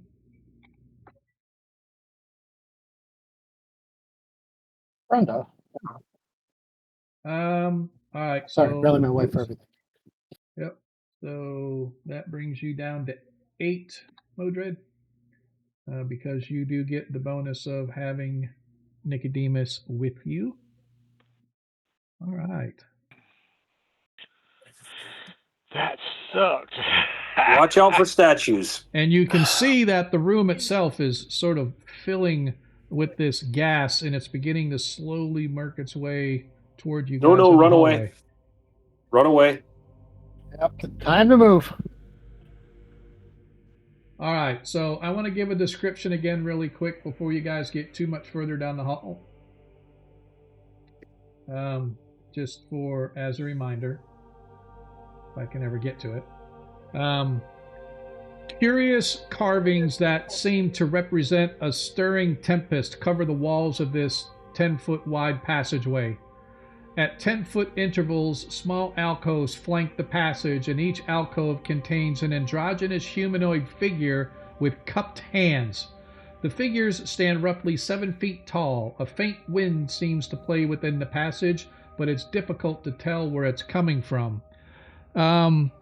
Nicodemus can easily sense that this wind is sort of a continuous kind of a thing. He can actually feel it on his wings as he sort of flaps down the hallway. And you guys can actually, every so often, it feels like this tiny little breeze whisks and wafts your hair and whatnot. But yeah, you guys can see that this hallway continues down for perhaps 80 feet before it empties into a much larger chamber down at the end. We see anything unusual about the floor next to these alcoves? As you look at, honestly, as you look at the, not so much like the floor of the alcoves, but as you look at the figures and their cupped hands, the way the statues and things were made, it looks to you like they're supposed to be holding something. But whatever it is that they're supposed to be holding has long since been removed from their hands. How fast is the gas filling the hallway? It's not filling the hallway really. It's like still sort of filling the room a bit. It's just barely even wafting down here. So right now it doesn't look like there is too much of an issue for you. Roger walks up to that statue and he sees he can raise the arms up. No, it doesn't move. Okay. They are as they were. The skeleton that was underneath the slab. Was Yeah, there anything else in there? No, it was completely crushed. Whatever it was either not even remnants of armor, whatever has long since been ground to dust. It's literally a pulverized person of some kind. Yeah, might be worth checking for traps. I was going to say the same thing. I don't know if you want me to just check like specific areas or each alcove or just as we go along. Yeah, I'm thinking the alcoves maybe as we go along each alcove, assuming that the gas will allow us. So just so you're aware, each time you stop for searching for traps is a 10-minute ordeal. It's not like a quick 30-second check. It's a 10-minute ordeal. That's the reason I wanted to see how we wanted to do this, but I think, I don't know if it's worth it or not. No, it's totally up to you. I mean, you guys, it's your thing, right? If you want to go really slow and be very, very thorough, that's completely fine with me. Please do not take anything I say as a nudge for you to do one thing or another, right? I'm just letting you know it's a slower option to do so, which is totally fine. It's probably... based on when you guys got here to right now, it's probably about almost 5 in the evening. Anybody tired? Are we fatigued at all? Would you think? I don't think so. No. So I mean, I will let you guys know when. Like typically, I always say an hour after sundown is when camps are usually made and stuff like that. So let's say 7 o'clock is normally what you would make camp. But it's up to you guys. It's not like you are traveling across country, not real strenuous in that aspect. If it's a little more mental strain being in here, physical in the sense what you just went through, of course. But yeah, it's up to you guys whenever you want to do your camps and stuff like that. I'm just trying to feed you the information. You guys need to decide what you want to do. So Yama's just bored. Yeah, it's up to the party if they want me to check like each alcove, or if we just want to press on to the room. I think we press on. Now, I mean, there might be the major trap was right there on that what we just came across for this area. Now, if you'd like, I can try to sneak ahead, move silently, hide in shadows, and take a peek, just to be on the safe side. Yeah, why don't you peek if you can get to the end of the hall there and just look both directions with your infravision and see if maybe there's something. Roger that. So I'm Is going to this move to the area other all side of in the party. What's that, Biamba? Is this area all in darkness? Yes, the whole place is completely dark. Yep. My light spell still going? I don't know about light spell, but I know you guys had that. Well, it does have you, I believe. No, it doesn't show your torch burning. I think does it have it on? Why is it saying suppressed? So here. Jeez, whose dumb idea was it to come down that shaft? We should have stayed up there. Who was it? I can't remember. Probably the halfling, I bet. Wait, whoa, wait. I don't know why it's not. Go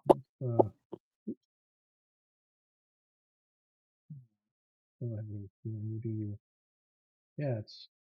A first level light spell should last for like 7 turns. Yeah, I was just looking. You have the ever burning torch, and I'm trying to get it. It's like not letting me. Not letting me like use it. It's like, come on now.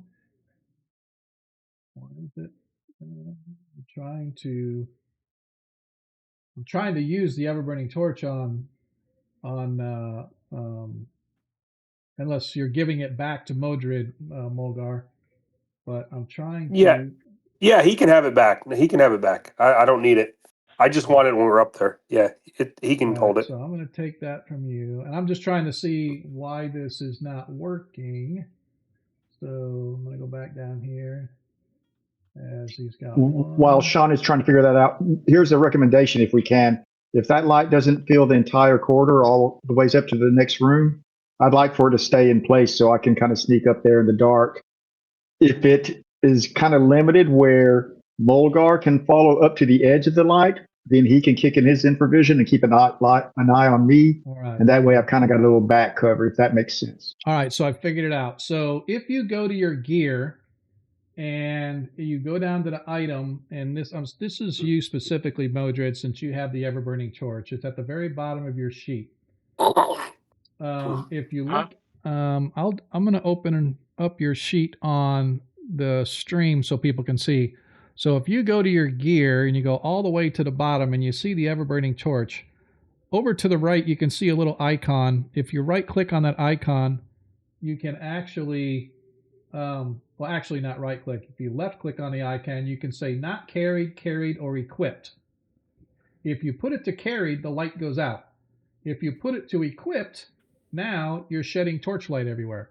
And if you go to your characters, sorry. Go ahead. And if you go to your character sheet again, at the very top, there's a little lightning bolt that says effects.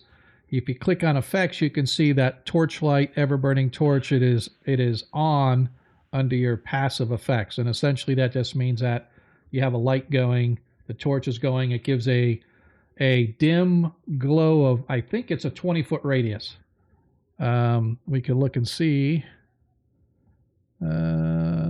Details, duration, change. 40 foot of illumination is what it says. Yep, 40 dim 40 foot, and then bright's 35. So essentially, you have a 40-foot circle or cone of light around you, right? So that's what the ever-burning torch is doing for you.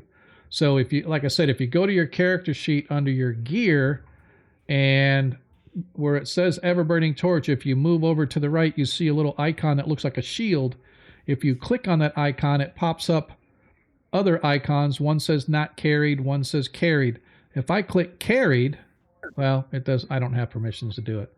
But if I were to click carried and then I go back to your effects, you would see the torchlight is now under the suppressed at the very bottom, meaning you're not giving off torchlight anymore.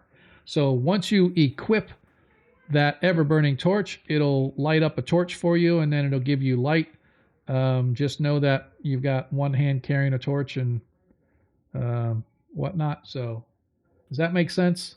So right now, everybody should see, because there is torchlight being given off by Modred. And if I click on Modred, I actually, or if I click on any character, it looks like all of y'all have the same ability to see, because if I click on your token, it'll show me what your view is. So I click on it, it looks like everybody can see all the way down to the end of the hall. 5, 10, 15, 20, 25, 30. Yeah, because the end of the hall down here is about 40 feet away from Modred. So you guys can all see that, as well as the 4 alcoves between you and the end of the hall. So apologize for getting bogged down there, but hey, who's got that girl's scarf? Biamba. Yeah, sure, I got it. Biamba, I guess. can I use that? Can I use that scarf for a minute? What for? We're using this as proof we got her. We don't want to ruin it. All right, I'm gonna tie this ever-burning torch to the tip of my staff. Oh, it's not putting off heat, so it should be fine then. Okay. Okay. You just wanted to try to free your hand, is that right, Modred? Correct. Okay, I slice off enough rope to do that. I agree. Let's not screw with that scarf, but I'll give you about whatever, foot or two of rope, so we can do that if that's okay. That's fine. Okay. So you spend a couple minutes. You manage to tie off the ever-burning torch to your walking staff as you all now gaze down the hallway. You can see the alcoves to either side, and at the end of the hallway, perhaps 40 feet down, you can see it. There's an intersection of the hall going left and right, but it doesn't look like it continues straight. So it's essentially like a T intersection.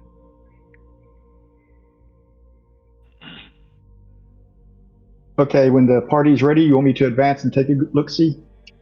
Yep. Yeah, and I'll stay a little bit behind you. Roger that. Here we go.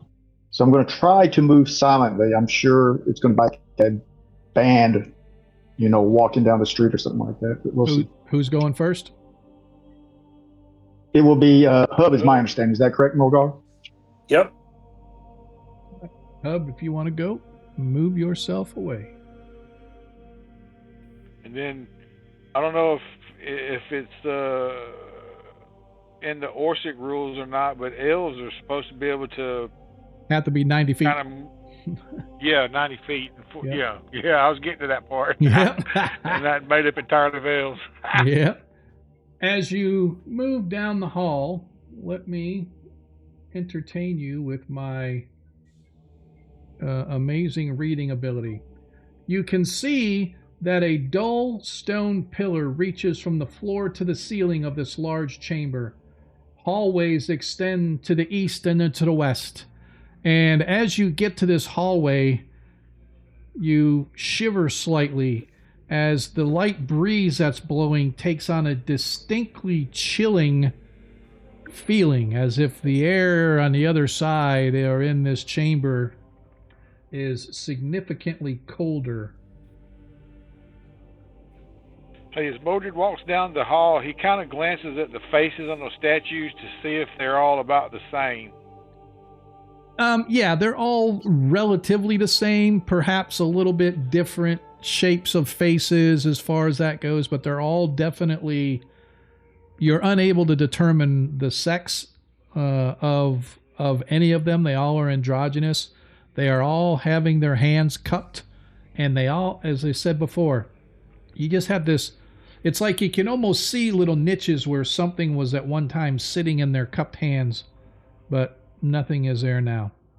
Are their facial expressions just like blank, or yes, just blank? Okay. It's like literally like an android face where there's no real eyes or mouth. You can see the shape of the nose and shape of lips slightly, but it's like very, very plain and robotic-like. Okay.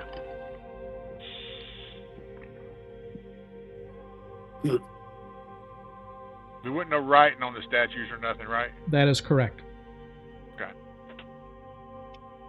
So, what do we want to do? Well, I thought everybody was going to stay back with the light so we could use our infravision down the hallway, but I guess that's so did I. My bad.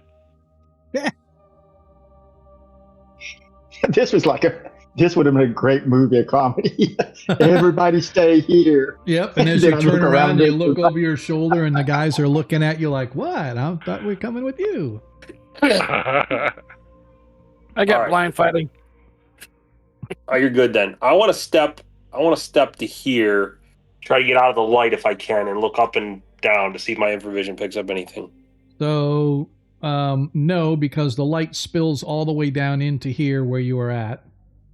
Wonderful.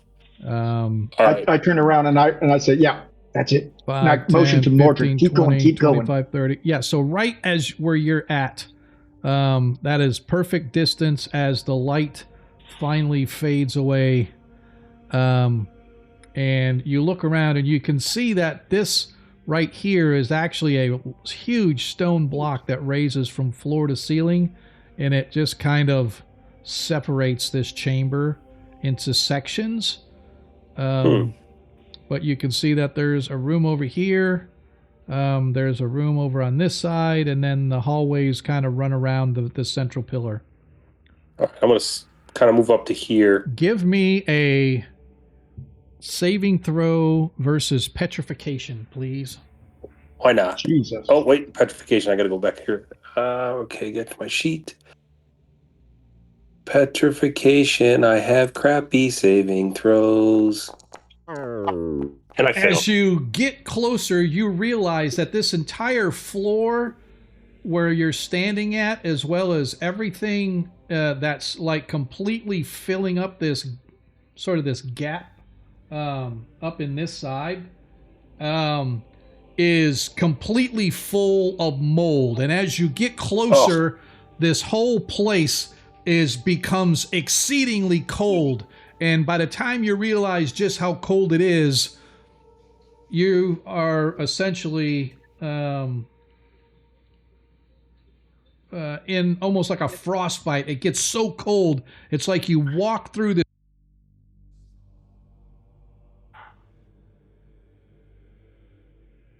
Did he just drop off? Yeah, Sean, we can't hear you. Sorry, I actually hit my mic. Sorry. I have a tap on the bottom of my mic, and I actually hit it as my hand gestures got crazy. As you move up to this area, this mold you realize is completely covering here, but whatever is happening, this entire space on this side is frigid cold, and it's like walking through a wall of air of ice. And as it hits you, you feel the cold break across your face, across your hands, across your limbs. Help! And you suffer 11 hit points of frost damage. Ouch. Ooh. Can I back out or not? Yes, you can. You can move backwards as... Cold. Oh, shit. I put my gloves on and I start giving him the first aid. I'll come up and give him a cure light wounds. I assume he had 11 points to lose. As you sort of let out a cry of shock, as you run up there, Renoir, you could see that the tips of his fingers and his nose and his ears are beginning to get blackened from the severity of the frostbite. Right, I will cast cure light wounds. Okay.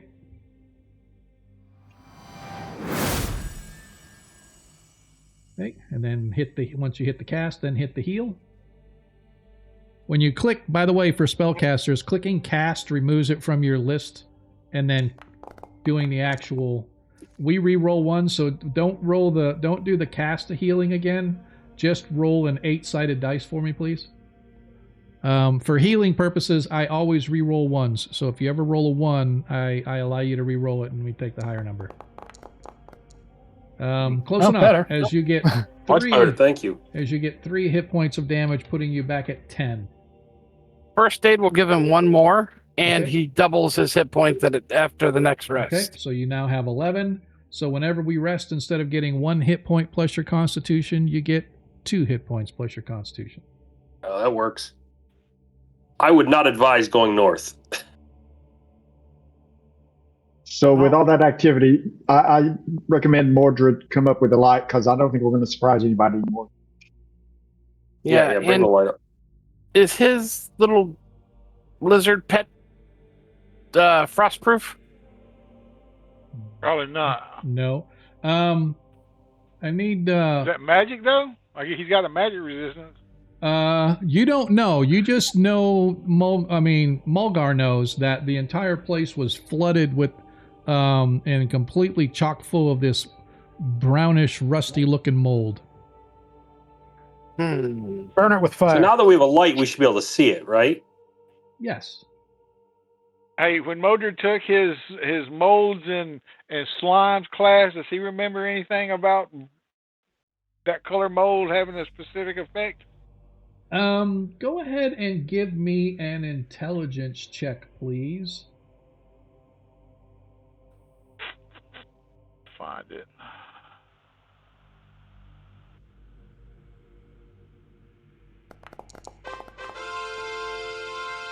So you do recall that there was a specific, you don't know all the super details, but you do know that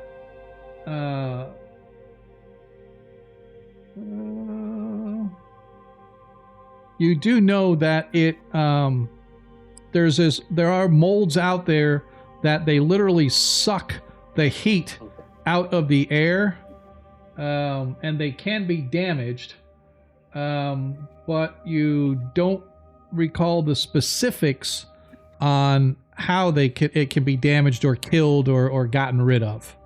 You just know that it gets so cold that just getting within 5 feet of it can cause serious damage, for those that are unaware. You want to try to burn it now? Why don't we try to light a torch and throw it on it? Does anybody have any flask of oil? I do, but does the mold come right up to the entryway, or where is it at exactly, if you don't mind? So the mold itself comes up to right about here. So you can see this yellowish kind of color here. That's all mold. All the yellowish color that you can see is all the mold. It covers the floor all the way there, partially up the walls. There's a little alcove in up here. Didn't get a chance to look in there, but the mold was completely up inside there as well.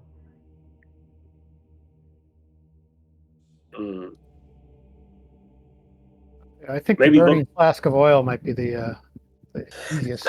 We can try that. I just think we should check down below too, but let's throw the oil, then we can see what happens and check down. Yeah, let's check. Yeah, I agree. Let's check to the left. I agree with you guys 100%. All right, so what are we doing first?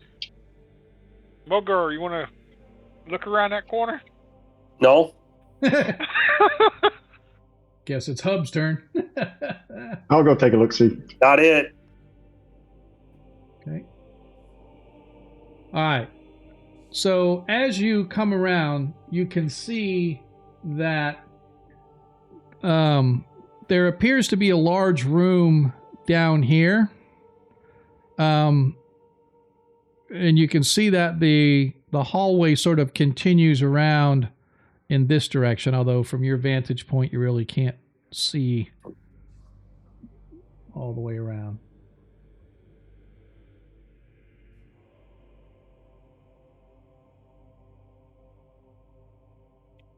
Okay, I'm going to move a little bit further to the left or in front of me. So here we go. Okay. So as you pie that. Go ahead. No, I was going to say. So as you move around, I'm going to give a quick kind of synopsis here. You can see that this spot up here, where I'm pinging, is exactly like the spot to the north. So in a sense, it should almost like this block of stone should look like an H, right? However, right here, you can see that there appears to be a stone block, much like the one that blocked entry into here, landed right smack dab in this center of this H down here. The difference between this block and the block you see out there is you can see what appears to be a pair of halfling boots sticking out from underneath the stone block. Go get you some ruby slippers. Better You need, him than you he. need some boots? Yeah, definitely check those out. Okay. I'll move here with my bow out and cover his area, but I need light. There we go. I'm looking up towards the thing that froze me just to make sure it's not moving towards us. No, it does not appear to be moving. It Martin. appears to be just like regular mold and whatnot. Smart move. Roger says he believes it's called brown mold, or it may be goldish mold. He can't remember the exact context of what it is. He talks about how yellow mold releases these spores that choke folks, and this does the exact opposite. All right. So really quick, as I said, as I described, there's this alcove here, but there's a stone block that's occupying that space. And there, you could definitely tell there was somebody underneath it at one time because part of them are still sticking out. Down to the south here, you can see that this wide chamber must once have been the living quarters of a rather important person. A large stone slab that suggests the shape of a bed rests against the east wall under a huge bas-relief of a robust, long-nosed, bald humanoid figure with outstretched hands. The figure wears a lovingly sculpted, wind-tossed robe that gives it the appearance of a triumphant god. A glyph that looks like a stylized arrow marks an amulet worn around the figure's neck. Wardrobes and dressers, seemingly carved from the stone walls themselves, look to have been ransacked long ago.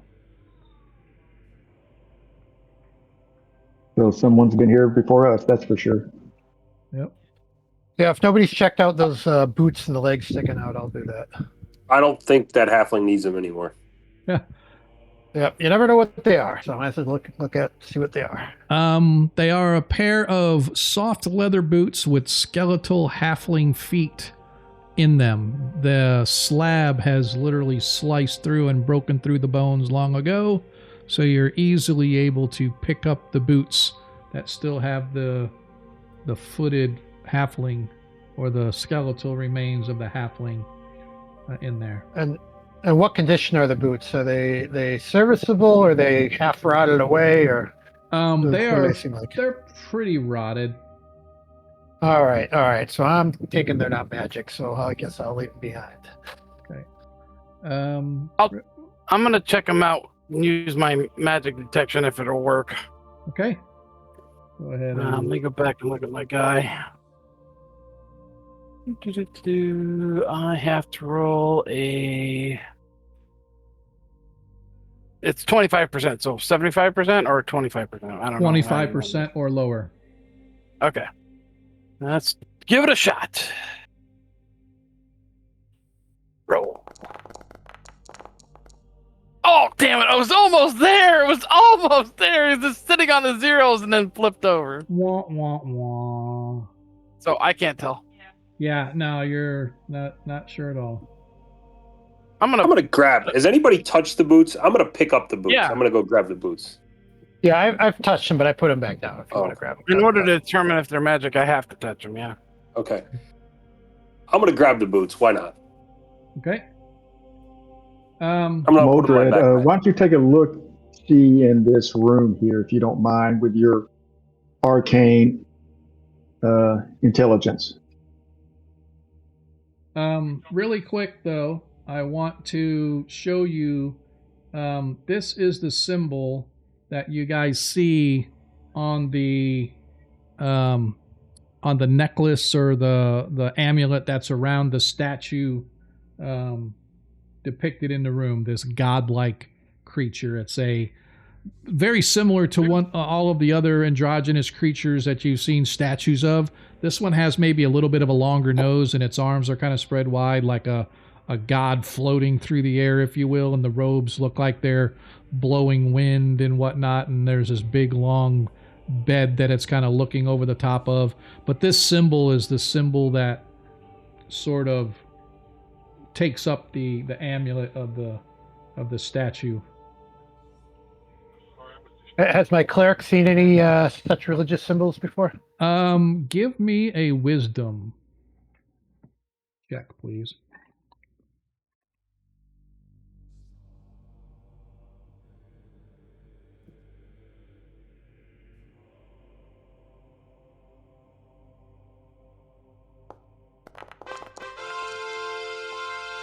No, but it has a distinct feel of an air creature, or very much like the other symbols you guys have been seeing in this place. Something related to the air. To you, it actually looks almost like an arrow pointing in some direction, not more so than a symbol. But it could be both. Maybe it's a symbol being used as that. Not 100% sure. And if we follow that arrow, what's it pointing toward? It's really not. It's literally pointing straight up. It's like it's carved onto an amulet of some sort. So it's like you have this statue sort of carved into the wall, and it has this amulet about it, and that's the symbol on the amulet. So it's really not pointing anywhere. But where's that statue at again? So right here, there is in the room, there is a bed. It is a rather large, like 10 feet long, almost 7 or 8 feet wide. There's this big bed here, and then on the wall overlooking this bed, there is this statue. As I said, it's very intricately carved. It very much resembles the other beings that you have seen throughout this place. The statues down the hallway with their hands cupped, they all kind of remind you of the same thing. But this one is a little different in that its nose is a bit longer. It has this symbol about its neck. Its arms are spread wide. Almost like it's kind of floating through the air, a triumphant god making its return, if you will. What's right here? What's that? Where? So this is some of the other furniture that was carved out of the walls. So you've got like dressers and whatnot in here, but you can see that many of the drawers are already opened and thrown out onto the floor. It looks like it's literally carved out of the stone. It's like they didn't want to bother to bring any furniture in, so they just carved it out of the wall and made it in here. Guys, I know what that symbol means. That is a rocket ship. We're talking Chariot of the Gods type stuff going on here, so we just need to be looking out for laser guns and things like that, just in case. Is that an alien with 2 antennas sticking out? As long as we don't see any leather eggs with little pouches that open up on the top, I'm perfectly fine. All right. I thought you were about to say leather pants or something. Let's get excited. Well, if we see those, we'll burn those with fire too. So, are we gonna go check this room out or not? Yeah, I'm in. The furniture is actually made out of stone, then, right? Yes, everything in there is made out of stone. Check the bed. Oh, there's a door. After we search this, there's a door on the west, I see. Ooh, good eyes, Elf.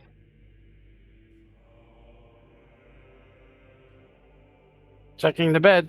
Okay. Yes. Go ahead and give me search checks. I'm going to take a nap on the bed while they search. I'm tired. All right. As you that piece of furniture. Give me. I flipped the bed. That's made of stone and it's carved into the floor. As you guys search, you don't really find anything, but as you lay down, Mulgar, No. you feel a breeze kind of wash over you that is just so comforting. Give me like that. Yes, actually. Oops. I hate when that happens. Mulgar, go ahead and give me, a saving throw versus paralyzation. Wonderful. Oh, God. This is fun. Paralyzation. All right. Trust nothing. As you lay down, you're just like, oh man, that cold really took a lot out of me.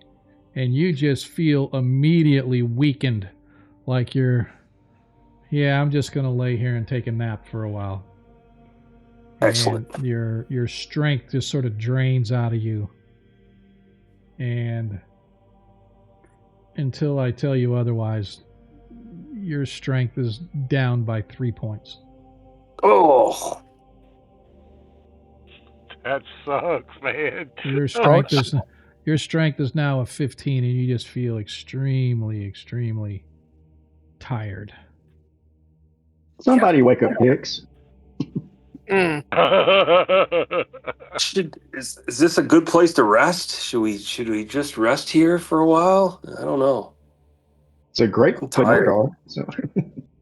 I think we have identified Leroy Jenkins. What do we want to do? So the search revealed nothing other than what we already said. That is correct, sir. That is correct.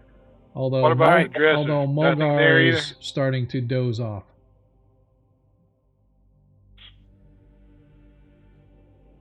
All right, I'm gonna kick him and say, "Hey, we're leaving." Yeah, we'll pull him off the bed. All right. Oh, God. As you drag him off, as you reach your hand over, you can feel this little, like, a constant light breeze, this soothing, cool breeze, very comforting. Mulgar, you're reluctant to get up, but your friend's insistence allows you to get up. But however, as I said, you are still in a weakened state. And as such, your strength has been reduced for a while, merely because you are exhausted, not because it's a permanent sort of a sapping of strength. But you're just so, oh man, I just don't like when you go to swing your sword. It's gonna be like, shit, I don't want to do this. This is heavy enough as it is carrying it. I don't want to swing it. Guys, there's a door to the west, but we should just nap. Yeah, I agree. Mulgar doesn't look himself right now, and that's unusual for. Yeah, he looks pretty exhausted. What do we want to do? We heading out? So did somebody hear you want to rest? Oh, what about the boots? Who's got the boots? Oh, boots. Yeah, I got the boots. I put them in the party treasure. Okay. Yeah, so Mulgar is carrying the boots. They're dilapidated and falling apart. Okay, Modred goes up, sees he can rip off some of the leather. Okay. One of those boots. Okay. And when he does, he goes over to where the wind is coming out, and he tries to stuff that rag in there to keep it from coming out. So there's no place that you could see it's coming out. It's like a little mystical kind of a breeze. That's right. You said there was a door over here? Say again? Was there a door over here? Over in the other passageway, Mulgar says he spotted a door. If you were to continue, not in this room. No, not in this room. Well, if y'all want to rest, I suggest we at least search this room for secret doors.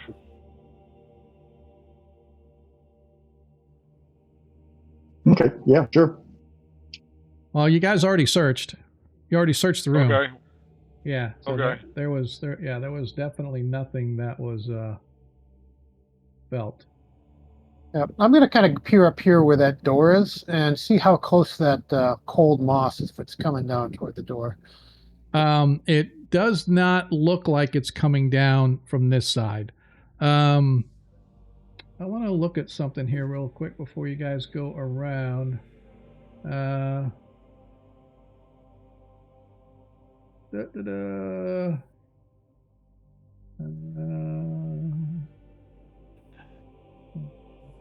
One this time. Yep, I'm reading through something just to make sure I didn't miss anything because, yeah. So you guys already looked.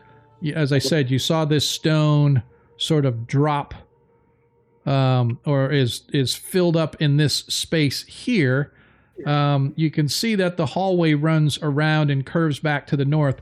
You can see what looks to be some sort of a what's the word I'm looking for? Like a fountain or something around on this side. Is the water running in it? No, but you can see the fountain trough at the bottom, and there's like a water spigot about 8 feet high sticking out of the stone wall, but it's dry, long since dried up.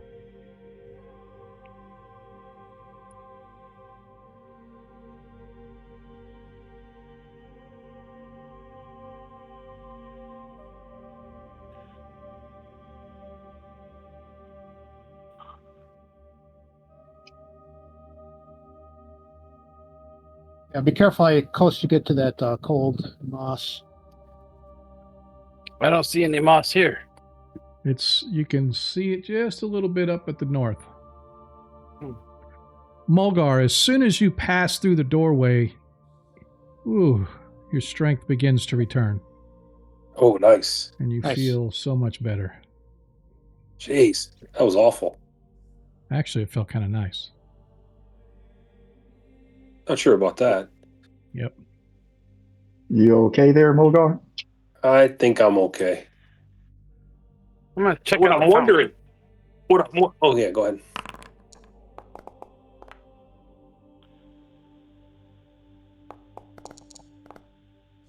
Oh. Yeah, the trough here is empty, as I said, and there's a spigot about 8 foot up off the wall. Mulgar, as you are walking up here next to Hub, you notice that there is a tiny little lever just inside the wall here, between the wall and the stone block. Though I wonder, does the lever lift the stone block, or does it drop the stone block over on top of me? Hey, Hub, where are you going? This is your job to look at this stuff. Come over here. Don't fail me now. I get out of the way and point to where it is. Yeah, Renoir suggests that perhaps checking for traps might be a wise maneuver at this point. Okay. Roger that, stand by.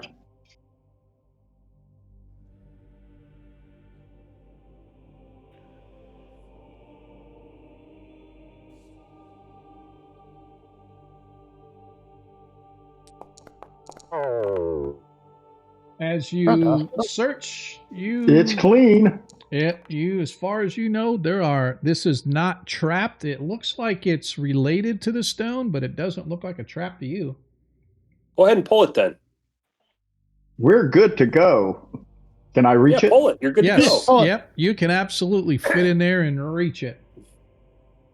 So as I'm reaching up, I'm pretending kind of that I can barely reach it. I'm like, it's just outside of my grasp. Are they buying it? No. I don't know. You don't know? Not at all.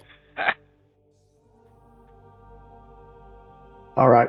Can I step to where Mulgar is at and pull it, or do I need to be where I'm at to pull it? You need to be able to squeeze in slightly between the stone and the edge of the wall in order to reach it. If you were where Mulgar was, your short little arms won't reach that far. Again, somebody with longer arms, perhaps? Okay, here we go. You pull the lever. Hub takes a deep breath and pulls the lever. You hear this, and suddenly there's this rattling of chains and a grinding sound. And you hear this rumbling above you. Dust from the shaking ceiling falls down upon you, little bits of rock, and suddenly you hear a grinding sound as the stone breaks free and begins to get hoisted high up into the ceiling above. Oops. Underneath you can see underneath you can see the remains of the skeleton that was the halfling. But you can also see that smashed next to him was a human wearing chainmail armor. Ooh, I need the body of the human is completely pulverized, but the armor that the human is wearing is apparently unscathed. You can see that there are strange tools and devices hanging on a peg-like hook. I don't know if you've ever seen a pegboard that had hooks and you can hang tools on, like in a body shop or something like that, or a garage. You can hang your tools up on. It's like a pegboard, or my mom used to use them for pots and pans and stuff. Same thing. But it's kind of like this giant pegboard. This looks essentially like a workstation of some sort. Has some strange devices hanging on. Many you could see metal and stone devices were crushed beneath the stone when it fell. You can see there are drains in the floor for perhaps water or whatever may have been washed, something being washed in here, whatever, allowing it to drain out. But like I said, the big specifics that you see are these strange devices hanging up on the wall, as well as the chainmail-clad human that was crushed beneath this heavy stone block when it fell. Does it look like can I reach the chainmail and pull it to me, or do I have to like step in to do that? Oh no, you can reach out. Oh, you can reach out and grab the body and pull it towards you. But yeah, I'm not concerned about the body. I just want the mail. I'm grabbing the mail and pulling. Well, you have to take the body with it because it's the body's still in the mail. All right, fine. I'll take the body too. All right. As you grab a hold of it and you pull it, as it finally breaks free from the niche that it got slammed into, and you can see when the stone hit it, the armor formed an indentation in the floor as you grab it and pull it. And that is where we're going to take our break. Excellent. A little bit later than usual, but I wanted to be able to get through as much as this as we could. We shall, as always, go into our break. I'm just going to do, if you guys are okay, we'll just do a 10-minute break so we can get right back to it. Sounds good. Sounds good. All right, then I can try on my Elven chainmail +5. Yeah, whatever. Good luck. Yep. Cursed. So cursed -3. Don't forget, you got a whole bunch of people that could use that armor. Well, at least 2 people. So guys may have to fight for it. But we will be back in about 10 minutes. Let me go ahead and start this.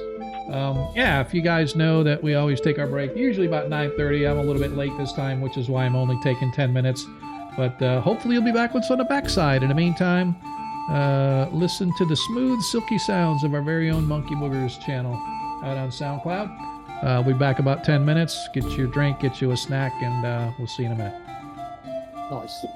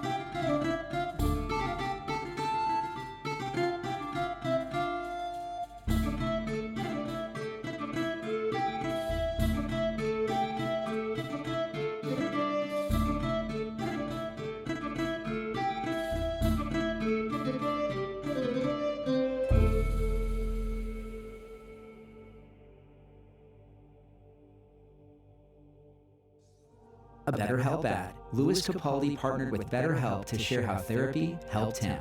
I have neglected to look after myself in the past, both mentally and physically, and I have made promises to myself that I haven't kept. I think for me, it's accepting that I'm always going to have this stuff there. It's about how I respond, the steps I take to remain at like base level. Learn more about online therapy and save 10% at betterhelp.com/pressplay.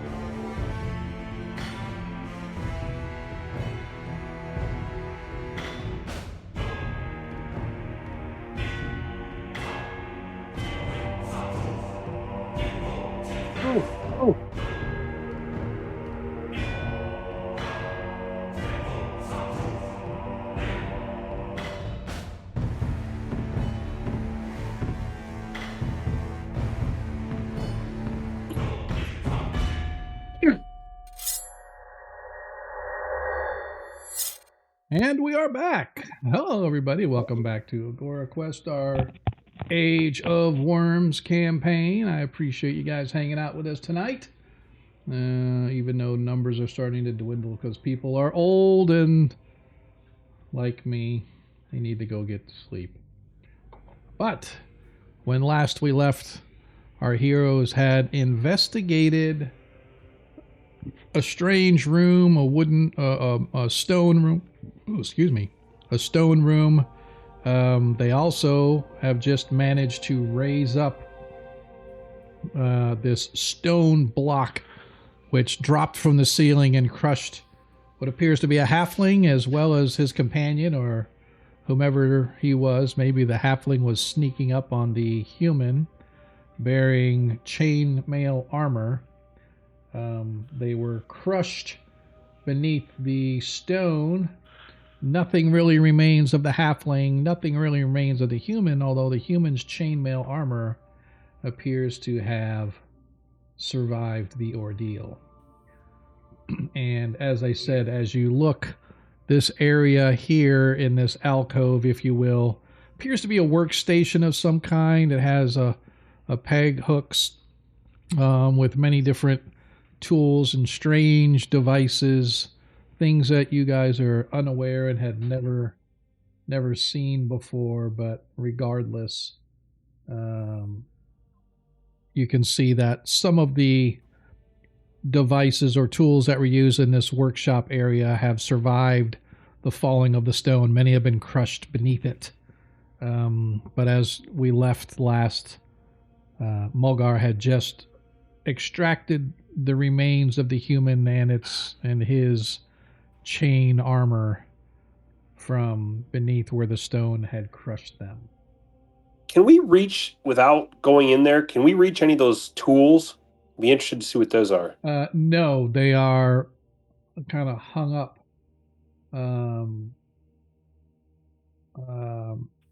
They are hung up on the hooks. There is a, unfortunately, out of reach where you're at, but right here between the two drains, you can see the remains of what appears to be a leather sack or knapsack of some kind, bulging with items inside. But unfortunately, in order to get to it, you're going to have to go into the alcove. Ugh. Can my bow or a spear or something reach it? Out here?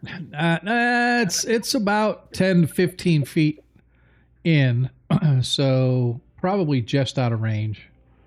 How about our little dragon friend? I'm trying to find him. I've lost him. I've lost him. And he left. Let me see here. Let me see if I can. He's no dummy. I can do this. There he is. He's under cleric. There we go. Yeah, he hovers over I asked him to see if he can go hover over that bag and pick it up and fly it out for us. Okay. He goes to grab it. The bag is dilapidated and deteriorated to the point when he grabs it and goes to lift, it crumbles and all of its contents spill out onto the floor. You can see that there are many little knick-knack statuettes in the shape of maybe buildings, or something, very tiny, like let's say it's I don't know, the Lincoln Memorial, like one of those, or Jefferson's home or whatever. But they're different statuettes in the shape of building structures. I don't know, maybe 4 or 5 inches across or whatever. Would those be the size to fit in those hands in the corridor? As a matter of fact, it looks like it, that they would probably fit. One looks like a grand palace. You could see another one that's a slim spire with 8 connected spires around it. One that looks like a rock stadium, like a stadium, a football stadium or something, like this huge coliseum that you've seen in, for example, Greyhawk has a large coliseum for like gladiatorial fights and other large events and stuff. Yeah. So, yeah. And other than that, like I said, there are other device things hanging up on the hooks. But in order to get to those, you're going to have to go into the alcove. Could we see how far how thick was the wall that went up? So I'm just wondering if you jumped, if it's a pressure plate, if you jumped, I mean, was it 10 feet thick, 8 foot thick, 5 foot thick? Let's say, I want to say, for lack of a better, it's about 5 feet deep here. And it filled up this whole open area here, right? Okay. Just a slight little gap around it, right? In order to, so it didn't like scrape down the walls. So there was just like maybe a quarter inch, but it was very, very perfectly placed. Damn. What do you want to do? Well, first of all, I want to check that chainmail. I don't even know if it would fit me or fit, because the barbarian won't do him any good. It'll probably actually hurt his armor class. So it's probably me or the cleric. Right. So does it fit? I mean, who's it going to fit? What did I miss? Our cleric has returned to us. Hey, met a dog. What is Yeah, up? that was my fault. I've been sitting here, got disconnected from Discord, didn't realize it. Well, and so nothing was moving on the game screen, so I was like, Well, first of all, appreciate the raid coming from Metadog. Welcome to all the new folks. If you are new here, I am Sean, your host. We are Agora Quest. We are currently running our first edition campaign, the Age of Worms campaign. For those that are old school, know this was actually a third edition module that we have converted to first edition, and now we're taking our party through. We are really just getting started. So before you go any further, if you haven't clicked that follow, I'd appreciate it. Yeah, thank you for the follow, so you guys can get alerted whenever we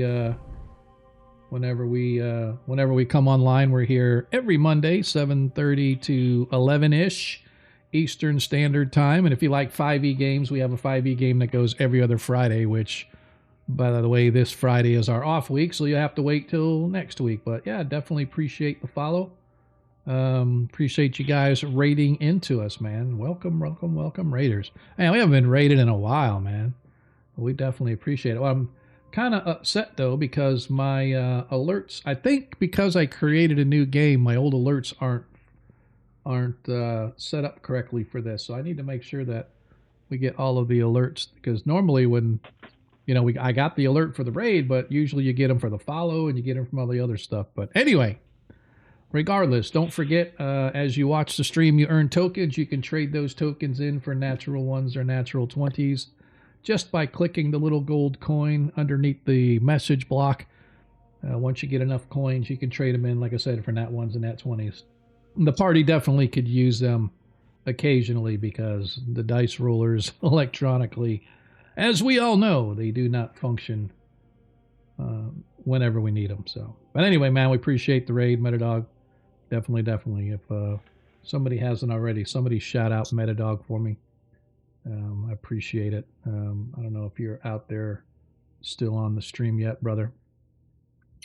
But Metadog. So just out of curiosity, Metadog. Oh, boom, we both got them. Cool, you got a double tag.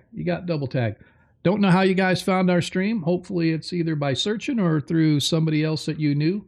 Word of mouth is the best way to spread, so I encourage you to continue to do so. But let's get back to this. It's either going to be you or the cleric. I don't know what armor do you have already, Renoir? You don't have. Yeah, I've got the scale. My armor's pretty good already, and my armor class is pretty good already. Yep.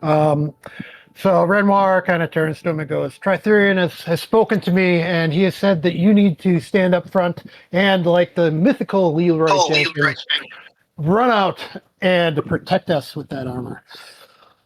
I will gladly go with that. So I am going to try on the armor. Okay. Like while he's doing that, Nicodemus is going to start picking up those little pieces and bringing them to where we can look at them better. All right. So it takes Nicodemus about maybe 5 or 10 minutes, but eventually he manages to get all of the little statues as well as the 3 remaining tools that are hanging up on the hooks in the little workshop. You put the chain on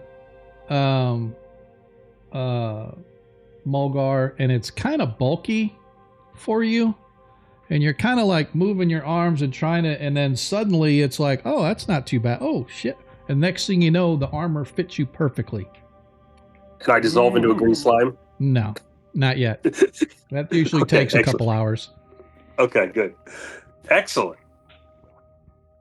So is it just like human-made armor, or is the chains so fine you can't even see it? No, it's chainmail. It doesn't look like anything fancy. It's not elven chain then. It's just it got crushed by a 2-ton stone block, and it's still in pristine condition. I mean, a little dirty and dusty, but other than that, it looks pretty good.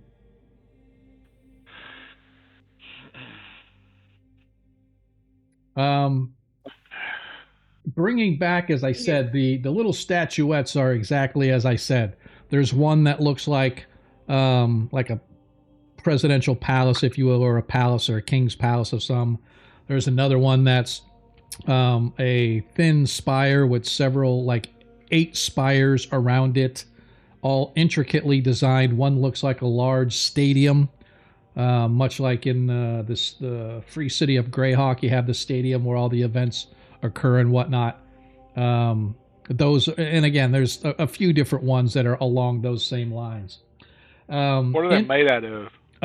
Stone, but it's very, very polished, I guess, or smooth. Like it looks like it's made out of solid rock, but it's been polished to a high sheen. So they look very, very realistic and very intricate and very detailed. There's only 3? That was like 4. Right, they're just little building structures, right? You just do 4. Okay. So are the bases all the same shape, or yeah, they're it depends on the building, but essentially most of them are rectangular in shape. They're not like rounded platforms or anything like that. And then the tools.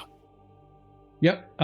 When it comes to the tools, interestingly, one of them appears to look like eyeglasses, and the other 2 appear to be slim pieces of wood with tiny gems at the end of them. Ooh. Modred examines the slender pieces of wood. Yeah. Right. So sorry, I was doing 2 things at once here. So as you look, you can see that one is just a plain piece of black, like a black branch that has a little white piece of ivory at the end of it. But the branch itself, you could tell it was like plucked off of a tree or a plant of some kind, right? It has that sort of a knobby kind of a shape of a branch or whatever, but it's been sanded a little bit and polished a little bit, but it is natural wood, no stain on it, no paint on it, no anything, but it is very, very smooth to the touch. And as I said at the end, it's very intricately connected, a piece of ivory at the end. Modred, is there any kind of engravings on the other end of it, like a command word or something? As you look, you can feel that there is an inscription of some sort, but you can't tell what it says because it's in a magical script which requires a read magic spell to read. He takes those glasses and slides them on and then looks at it. As you look, suddenly it's like you're looking at something 1,000 times closer than if you were looking at it and you sort of put your hands back because it catches you off guard. That these glasses are like, and when you move something up to it, it's like you're looking literally like something magnified 1,000 times. But you still can't see the script. The script is invisible. You can feel it with your hand, and you can tell it's a magical script, and you're probably going to have to cast some sort of a read magic.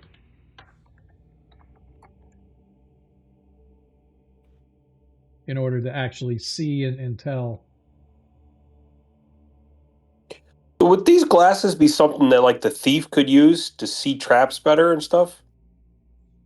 So I am going to say that if you have them, you would get a bonus of, I'm going to say a 20% bonus when finding traps or such things like that. Well, if nobody else cares, I think Hub should get these because I'm gonna give it. Before I give it to the halfling though, I'm gonna look at those little miniature buildings with the magnification to see if there's anything out of the ordinary on them. Okay. Yeah, as you look now, it doesn't look like anything like. Okay, I give him the glasses. Okay. Thank you. Modred checks the other wand. What's it look like? So the other wand, as you sort of look at it, it is, this one is white, almost pure white. It has a single clear piece of crystal on it, but there's an engraving in silver that runs down both sides that looks almost like lightning, but it's not quite. It's like there's a trail of lightning, and at the end, you know how they depict a firework going off in the sky, like there's this streak of light, and then there's a little burst of light at the end with all the different colors and stuff. That's kind of what it reminds you of. The engraving in silver is very fine filigree. It's very detailed, and it goes all the way from the base all the way up toward the front where the crystal is, and then you can see that it just stops maybe about 1.5 inches from the end of the wand, and there's these little, like a little burst of silver and gold and other metals that make it look like it's a firework exploding in the sky. So something it's kind of like that, but very much like the other one. As you inspect it, you find there is a script, but it is impossible to tell what it says. Okay, I can't remember. Did you say when we started the game, do magic users get read magic for free? Yeah. No, that's a spell that you have. I mean, you may not have it memorized for the day, but everybody gets read magic.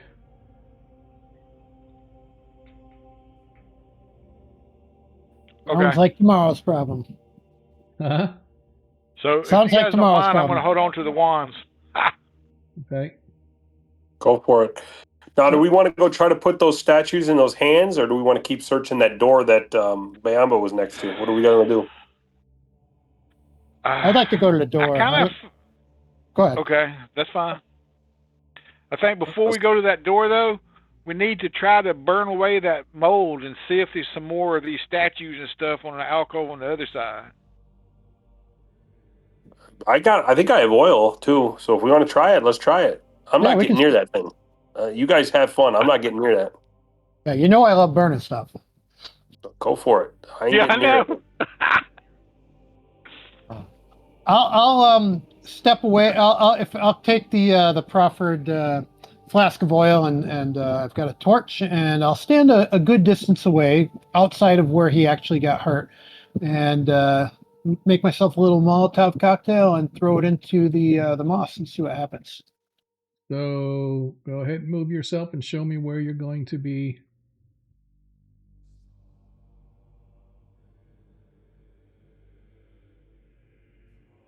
At within the safe distance of before where that guy Yeah. Did the other gentleman start getting hurt? Yeah, he actually started feeling you can feel the cold even here, but he didn't really take damage until he was like right up on it.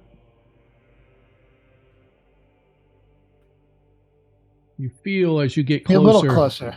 As you get closer, you feel the. What about Biamba? Does he feel any effects? Oh yeah, from the north. Yeah, it doesn't matter. You can feel the cold emanating from the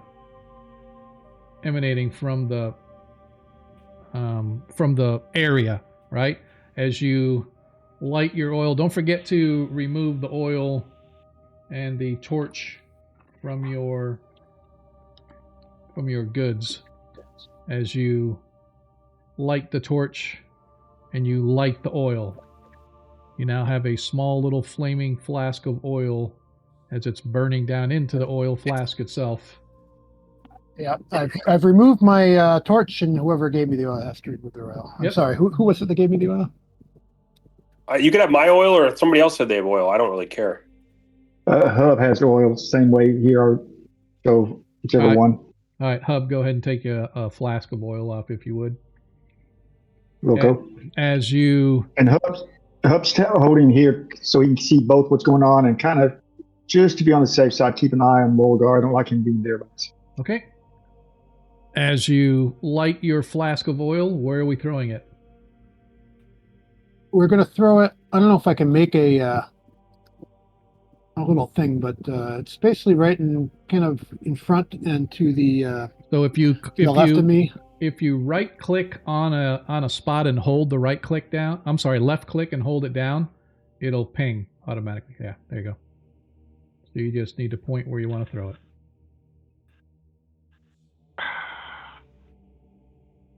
No ping in there. There you go. Wait. There we go. All right. About there. Okay. As you let me know when you want to throw it. I'll throw it now. All right. You guys watch as the oil flask sails across the room, slamming onto the floor as the oil erupts all over the brown mold as the oil splashes. As you watch, suddenly the brown mold begins to like shake and pop and like popcorn. It begins to completely fill up this corner as it grows, immediately sucking in the flames and the heat that you have provided it. As it's the way it grows is as it sucks heat out of the air, causing it to be completely frosted and frigid. And you guys watch as this whole area now is completely flooded with this mold. And the cold immediately, and as it sort of, you hear this literally a popping, hissing sound bursting out of the door right next to you. This massive ooze comes flooding out of the toilet that is to the left of you guys. As we go into dun dun dun. Did you say it was a toilet, or did I mishear that? Yeah, you can see immediately as a door bursts open, flying off its hinges, the smell of urine and feces and everything hits you. As you can see, suddenly there is this massive ooze comes rolling up out of the area. I need everybody. I have created the encounter. Go ahead and set your initiative, whatever it is that you are going to. Oh, jeez. And it's like an ooze. It's not the same mold. It's something different. No, this ooze heard all the commotion going out in the hallway, and you got its attention as the vibrations shook it awake as it comes flowing out, bursting through the door. I need everybody to give me their initiative. That was wonderful. I don't know what I did here. What? Not you want it? Sorry, stand by, guys. I'm working it. No worries. I'm trying to roll mine for the torch, and it's not giving it to me. What do you mean? I want to light a torch and use that as my weapon against this stuff. Just roll it for my sword, or? Let me see. Yeah, so you should be able to, next to torch, it says ×4. Yeah, I'm trying to hit the dice, but it's not doing anything. It says roll initiative, but it's not actually doing it. Interesting. Yeah, maybe minimize your character. Just make sure it's not behind it. No, it's not that. It's something. I don't know why it's not letting you. I wonder if you don't, because I wonder where it's at in your gear. The torch can't be in your backpack or anything like that. That might be why. Oh, all right. You have to drag the torch out of the backpack into your regular gear. Let me do that. Right. So where is your backpack? Oh, it's on your horse. That's why. Well, here's your horse. We have layers. There's your backpack. There's the torch. All right, so you don't necessarily have to drag it out. So I'm going to equip. I just equipped your torches. So now go ahead and see if you can do it.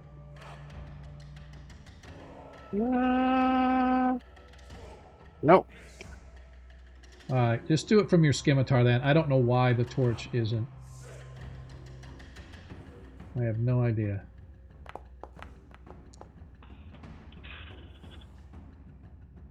Oh, now it did it. That is weird. So I rolled a 1, but now it's gone.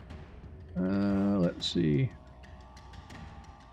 That's all right. Look, that's good. So you're on yours anyway. So Biamba, you're up first. As you hear the scream, why do I only see 4 people in combat?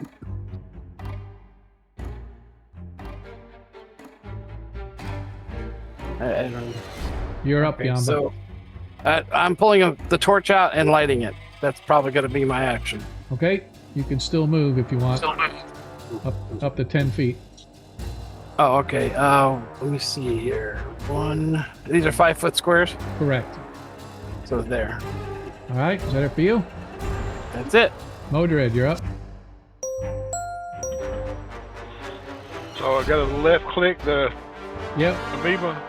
Yep, you want to left click it. And then... Actually, it's not left click. I think you want to... it's either double right click. Yeah, double right click it to target it. There you go. That's targeted. Now you want to cast your spell. I go to the spell and just click the symbol? Yep, click the spell. And then it'll say cast. So click cast. So that removes it from your spell list. And then in the chat, if you didn't see, because it's the dialogue that pops up fades away right away. But if you go into the chat, you'll see that it says damage, and then you just click however many missiles are going at it. So first level, I forget, you get, is it 1 spell per level? I forget. 1. Yeah, he gets 1. Yep. 1 missile. Into the chat, I don't see the... Oh, hold on. Yeah, it's in the game chat. Damage 1 missile? Yep, damage 1 missile. And boom. All right, and so it actually does 2 hit points of damage to the and okay, as you guys watch as Modred blasts off this magic missile, it streaks going right past Renoir and slams into the ooze. Is that it for you? Yes, that's it for me. Mulgar, you're up. Unfortunately, I don't see it. Yeah, you can move see up. if I can go here. Yeah, you can move up where you can see it at an angle. You can barely see it there. Yeah. Yep. All right. I'm firing 2 arrows at it. I don't know if I got. Oh, what happened there? Like, kicked me out. That was weird. Okay. Longbow.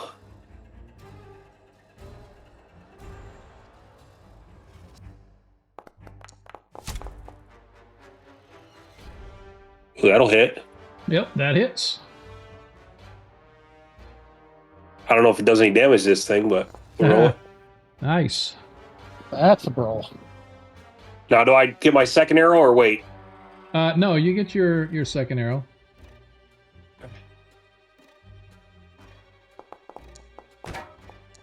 That hits as well. I like that.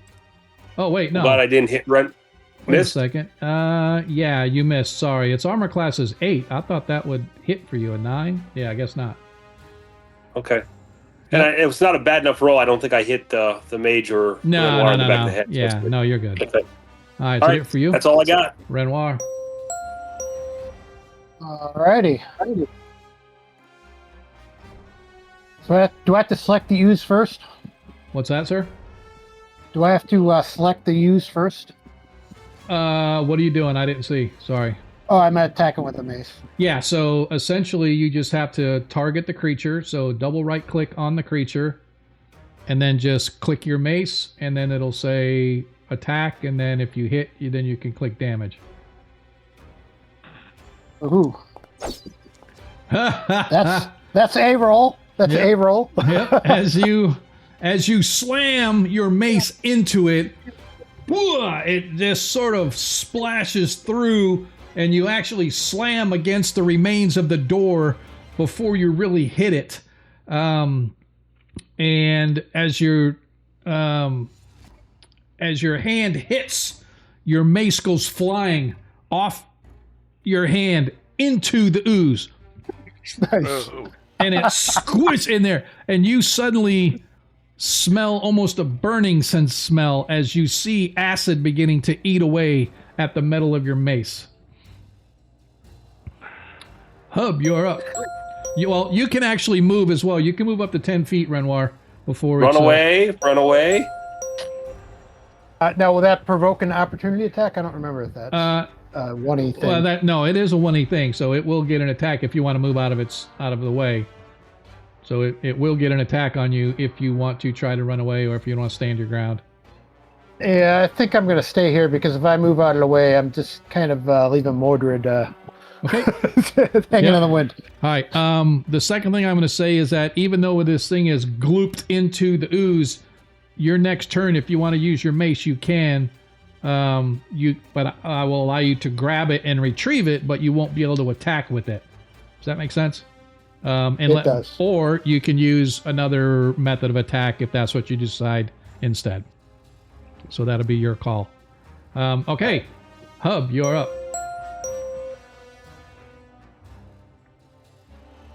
Okay, I'm going to move here to see if I can see it, because right now I cannot see it. Okay.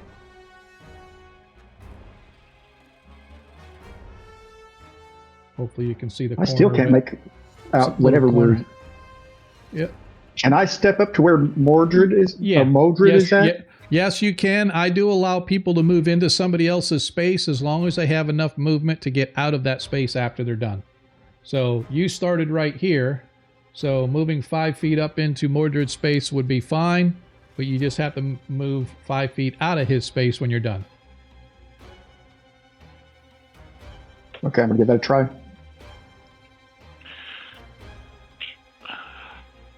Okay, I'm going to try to use my darts at it. So I need to double right click the creature to target it. Okay, double right clicked. And looks like you've got it target. I don't know if that's you or Modred that still has him target or not. I double clicked it. All right, double click it again. Double right click it, I should say. How do I unclick it? You can double right click it again, and it'll deselect it. The other thing you can try, Hub, is to right click it just once, and then does the target. There you go. Looks like your target. Oh, you had it. Oh, that was Modred? Okay. Yeah, if you right-click on the creature, and again, if you watch on the stream, if you right... shit, it doesn't show it. I can't do it because I don't have rights on my... I have an observer account. Doesn't have permissions. I really probably should. But if you right-click it, I'm not sure on your guys' view, does the little target shield come up on the right-hand side if you right-click the item or right-click the creature? Do y'all get the bunch of little icons around it? And no, okay. I don't. Negative. I get little little red triangles around it, like it's targeted in it. Yeah, so that means it's targeted. Yeah. Yeah. So if you can also click on the creature and then hit Shift T. So if you click it, Shift T, and that'll target it as well. So I keep double right clicking on it, and it shows like a the corner squeezing in. Yes, if you double right click it and it shows your color circle at the top, that means you've targeted it. I still got it targeted, and I can't untarget it. I'm showing it as is untargeted. I'm not going to worry about you. I'm just worried about Hub. Hub just needs to just click on the creature, hit the Shift T button.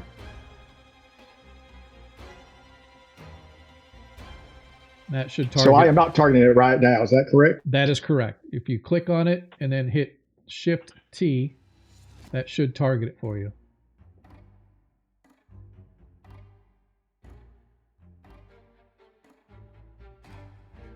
Still not showing you targeting. Is it showing you targeting? Because my DM view doesn't show you as targeting it. I keep seeing these little red corners, they look like little arrows. Okay, so that means it's targeted. Everybody else sees a purple dot or something like that. That means you're targeting it. So if you see that, that means you're targeting it. So then click on your dart and then do your attack with your dart.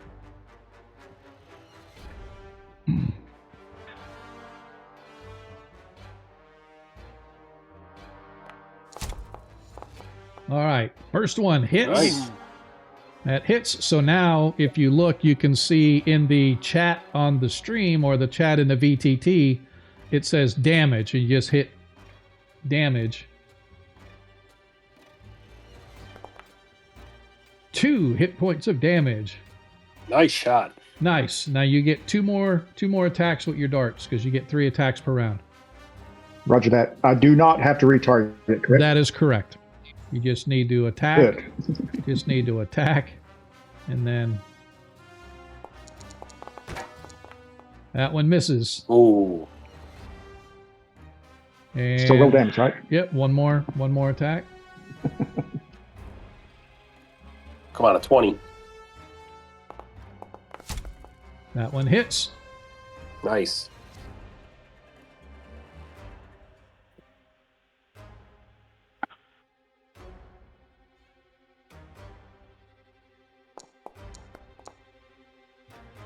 And another 3 damage as 2 of your darts splash into it and they get absorbed by this thing.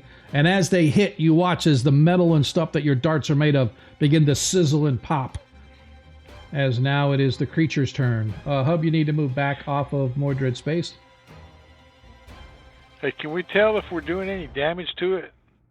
Well, I mean, you looks like you are, maybe. Can't really tell because it's a blobby ooze thing. But it looks like the weapons are doing their thing. It is not allowing me to move. Yeah, it's because you're under him, so. Thank you. Yep. All right. As the ooze flows out of the door. No! Modred is toast. And I am going to roll a 6-sided dice to see who gets the attack. 1 to 2, it's 1 to 2. It is Renoir. 3 to 4, it is Modred. 5 to 6, it is Hub.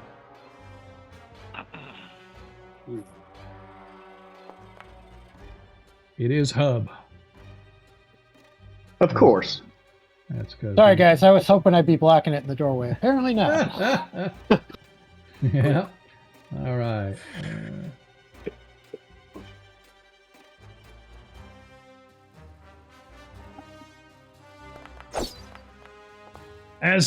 You guys watch as this bubbling arm-like thing comes slamming out, slams into the wall, causing bits of its material to splatter everywhere. But unfortunately for it, Hub is just too damn short, and the pseudopod goes slamming into the wall above him. As we are back, everybody roll your initiative again for this turn. Oh, after each turn? Yeah, every turn, just like before. Don't forget to decide what you want while you do it.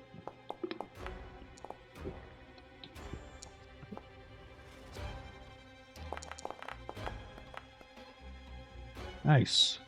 Hub, you're up first. You know, it just occurred to me I was going to use my darts. Can I do that at this proximity? Is it too close? Unfortunately, it is too close. You can do a ranged attack, but it's at a -4 for being so close. Understood.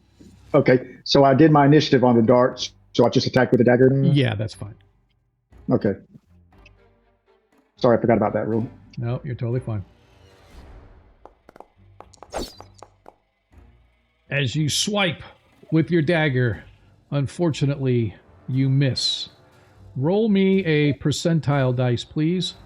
25% or less, and your dagger has got some of the ooze upon it. Let's roll a D100. All right. Fortunately for you, the acid does not start to eat away at your dagger like it did with other things. Renoir. All right, I'm grabbing back my mace and the thing and smacking it with it. You can't attack at the same time. You can take it back, but you cannot attack. Your action is going to be retrieving it from the thing. And unfortunately, you cannot attack this turn. If you want to do something else, I'll allow that to change your attack if you want. No, I got nothing else to do. I'm grabbing my back. You take your mace out. Roll a percentile dice, please. 75% chance or less for your mace to be partially eroded. Oh, what'd you get? Oh, 20. I thought you had 82. As you pull it out, you can see that your mace is becoming pitted and popping with the acid, eating away at the metal and the material that's holding it together. But fortunately, you managed to grab it and wipe it off. So while it is partially damaged, it still appears to be slightly serviceable. Biamba. I am going to... I want to throw the torch. I don't want to actually hit it or run up to it. So I'm just going to throw... Can I step to here and throw it? Yep, you sure can. All right, what do you need me to roll, though? I just need you to roll a ranged attack. So I think I still have my... Let me go to my character. I think I still have my spear on there. Yeah, if you have a spear, just do that. Oh, I don't. But I have a dagger. I don't know. Does it allow you to see if you can throw it? See if it'll let you throw as a ranged. Go ahead and target it, and then do your dagger. Yeah. Target it, and then throw the dagger as a ranged attack. You should be able to. There we go. All right, and then there he is. Modifier. Should take now since this is a ranged attack. It should take my dexterity, right? Yeah. Which it looks like it did. D20. Yep. Dex missile +1. However, you missed by 1. I use my point. All right. So you hit. Go ahead and do your damage. As your dagger buries into the ooze, doing 3 piercing. Torch. Nice. 3. It was a torch, though. That's a torch. Yeah, you're right. Yep. So, still it's a D4. Well, actually, but it's going to be an additional +1. So it's D4 +1 for the torch damage. And then it does another 1d3 next turn before it burns out. So you did an extra damage to it. Fortunately for me, that's not quite enough to take it out, because now it is the ooze's turn. As I roll my d6 once again. And it is Modred. I have an armor class of 6. Okay, I'm sure it knows that.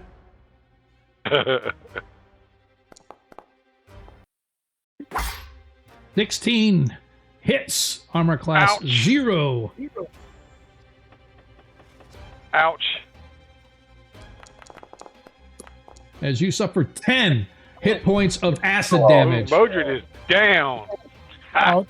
As Modred drops, as Modred drops to the floor at -2, you will burn 1 hit point per round until you are at -10 as Modred is out.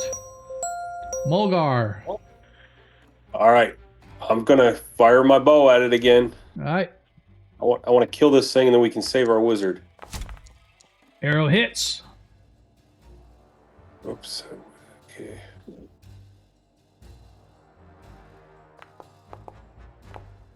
Five. Nice. As your arrow, boom, slices through the fluid just as it slams onto Modred, and it begins to go to like flow over the top of him as his body slumps to the ground. He groans from the massive blow.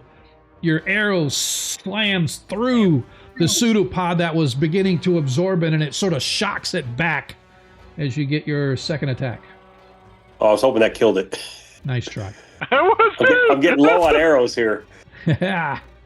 As that hits as well. You hit it exactly what you needed.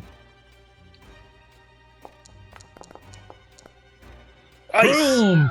As you slice into it, your last arrow, boom, hitting into it. As your arrows, you watch as all of your arrows begin to are dissolving inside this, as is the dagger that belonged to Biamba. But hey, I'll be right back. Okay. Torch. Oh yeah, the torch. I forgot. Thank you. As the torch, it begins to sort of ignite around the thing, burning around the edges, finishing it off. Fortunately, just in time as your companion Modred has dropped to the floor, the acid sort of eating away at his flesh as he is down unconscious. All right, Renoir will do its clericy thing and cast some Cure Light Wounds. Okay. How many slots you got left? 2? Yeah. 2. Okay.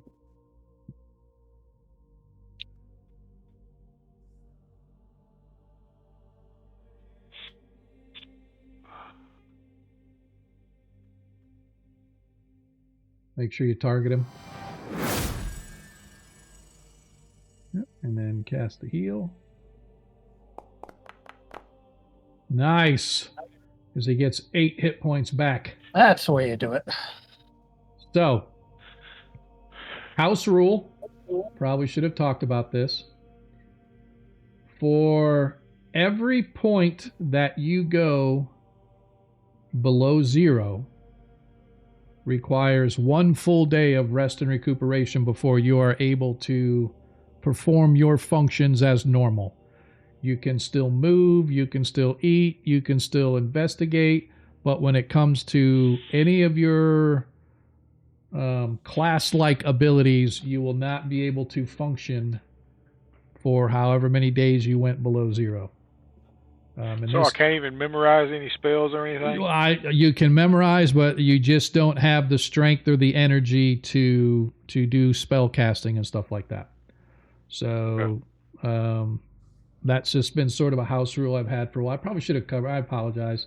I have a couple of house rules that I typically have gone over, but I don't know why I didn't here. But I will make sure that I get that to everybody. But that's kind of one of the big ones. Is I've never been a big fan of going to -10, but I decided that in a campaigns like this, going to -10 is fine, but it still requires however many days of rest and recuperation before you're able to fully function back at your class-like abilities and stuff. So yeah.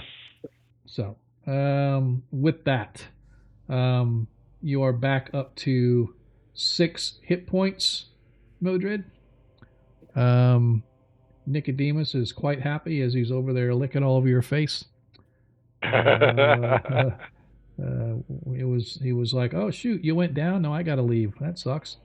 So that's one thing. I wonder how that happens the other way around. If a wizard gets knocked unconscious and he can no longer have control of his familiar, boom, does the familiar leave, or is it only when he dies? But anyway, I think it's only when he dies. Anyway, that being said, Mulgar's out for a second, but you guys can see that the torch that you lit has caused the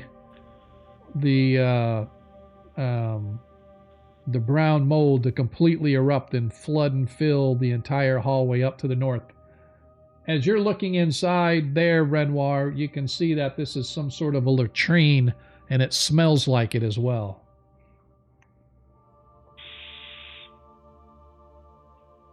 What do we want to do, friends? Well, let's search around the latrine and see if we find anything. Okay.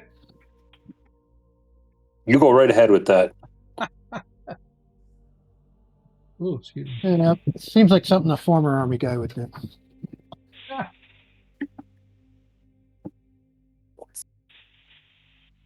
And give me a.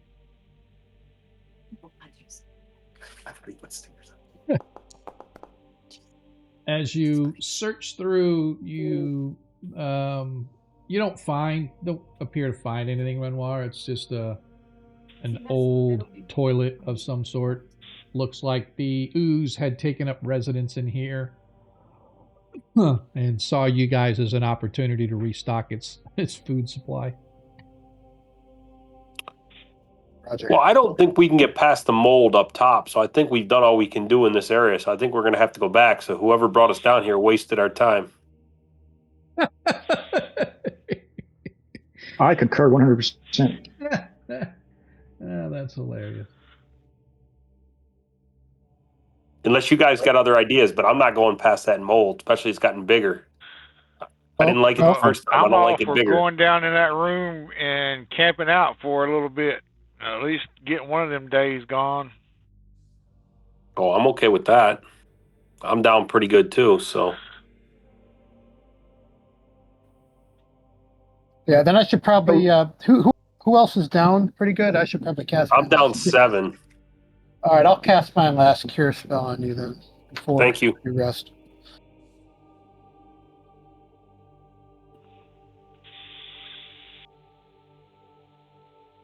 This there it is. I think that's the right target.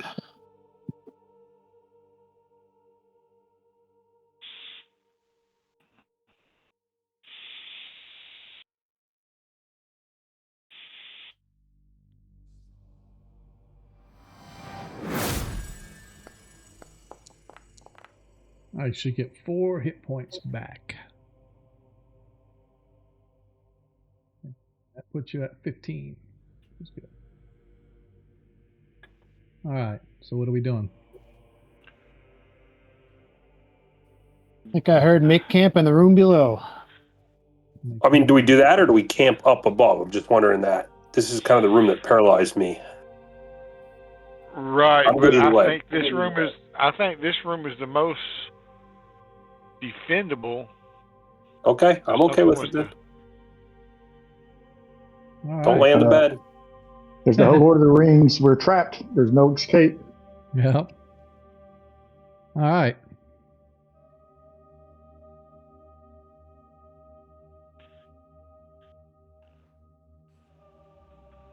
Actually, As we all gather about in the little room so that we can have our long rest, I will. Where's my timer? Let me go to my timer. Go here. As we go. As you guys take your long rest, it is now the 3rd day of readying common year 595. Everybody on your character sheet, give yourself a long rest. I'm hoping it'll take off the food, but I'm not sure if it'll do hit points. So check out your hit points before you do it and see if it gives you your 1 hit point. Where do we find long rest again? So if you go onto your character sheet and you open it and go to gear, there at the very middle, there's a thing that says. It didn't give me a hit point. Okay, that's fine. We'll take care of that. Go ahead. Hey y'all, I'm gonna need to leave. I've got like 1 pint of water left. So, unless we can figure out how to get that basin to go to produce water. Yep. Yeah, I got 3 pints left. I'm low too. All right, so we'll do that. All right, so Biamba, you are at your max hit points. You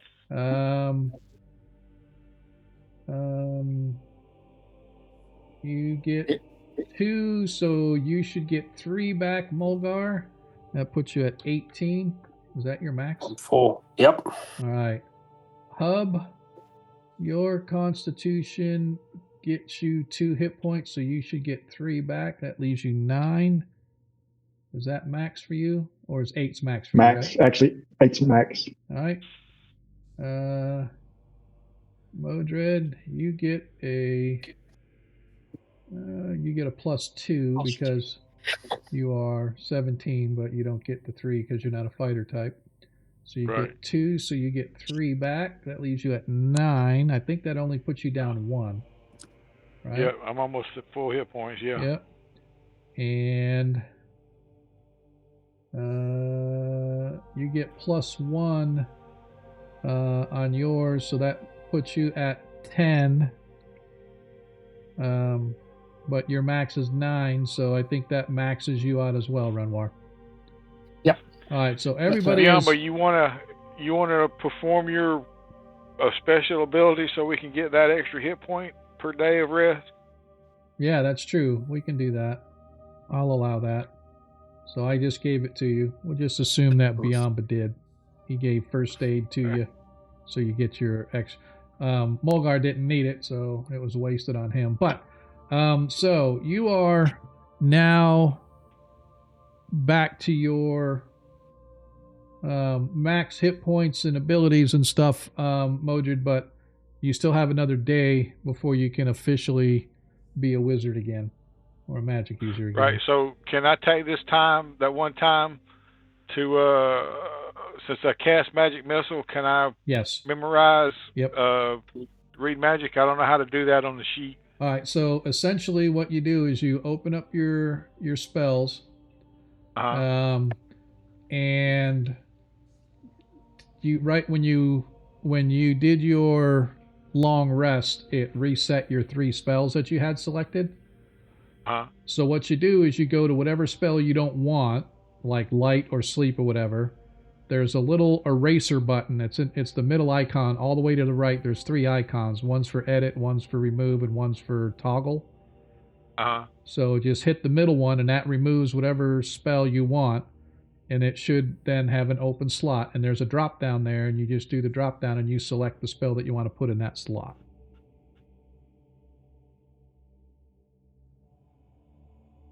Okay.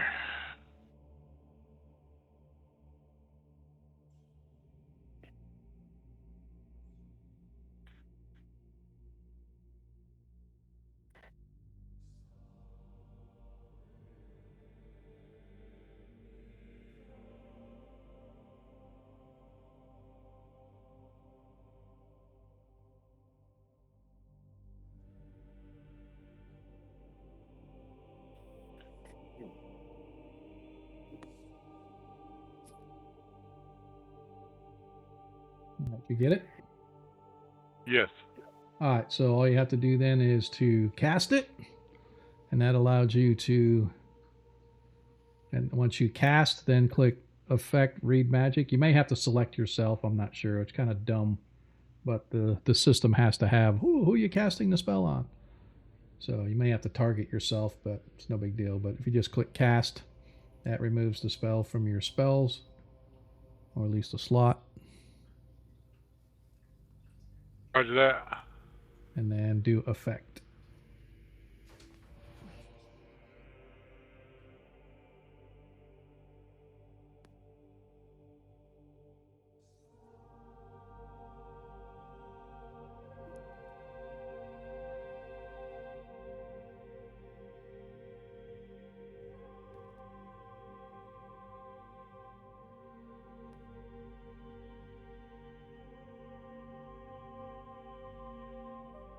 You doing it?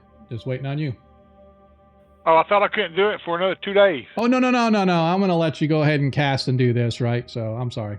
I'll go ahead and let you cast. My bad. No, that's fine. I should have said something. I just want to go ahead and get this taken care of. Otherwise, I'll forget. All right, so cast it. Yeah. And then just do effect, read magic. You, like I said, you might have to select yourself to do it. It might say, hey, you got to target somebody. If it makes you target somebody, just target yourself and then hit the... Read magic applied to Modred successfully. All right, I like it. All right, cool. So as you cast the spell and you begin to check out the wands, you have no idea what the wands are. But the read magic immediately illuminates these script on the base of each wand. On the base of the black wand,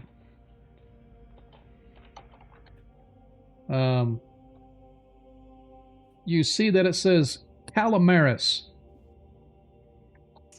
And I'm going to put that in the Discord chat for you under the loot channel.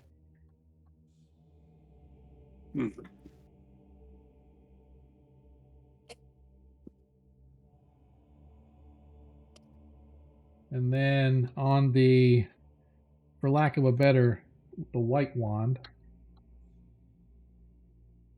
you see the one that has sort of like the strange sort of erupting firework looking glyph or script on it, or whatever you want to call it. You see it says, see if I can,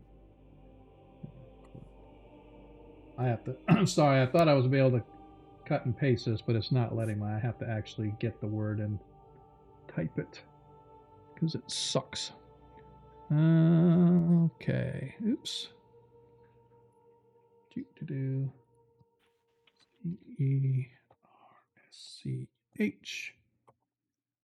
It says Zerschmetten.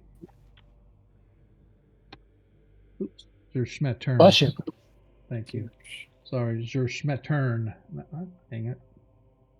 Why is it not letting me edit it? It's the wrong one, that's why. I was editing the wrong one. Zerschmettern. Zerschmettern. So the black one has Calamaris, and the white one says Zerschmettern. No idea what the wands themselves do, but you do know they're wands of some sort that you now have in your possession. And with that, we are going to close tonight's game. A quick question before we go. Did you say that the white wand had some kind of fire-looking thing on it or something of that nature? No, so it's like a lightning bolt that the white explodes into yeah, the white one. Yeah, it's a white wood that has a clear crystal at the end. It has some very finely detailed filigree all along it, and it looks almost like lightning, and then it's like a burst of fireworks, like at the end of the filigree and whatnot. And it has this little script on it that says Zerschmettern. And then the other one, the black one, it's black, and it has like this ivory sort of a tip. And and this one had the word Calamaris on it. And so that, my friends, is where we are going to end tonight's session. Appreciate everybody that hung out with us tonight. I know the combat was a little slow getting going. It does take a little bit of getting used to, especially when you have to figure out how to target, or if it's not letting you target, or as you saw, we had issues with wanting to use a torch as a weapon and whatnot. But I definitely appreciate everybody that come out and hung out with us tonight. Hopefully, players, you enjoyed yourselves. I know I did. Oh yeah. I know my Very much favorite so. parts. My favorite part's always taking down the wizard, because wizards are always a pain in my ass. So, taking down the wizard first it's the greatest. But we're gonna do now. Man, I did not expect that to happen like that. Yep, you just never know.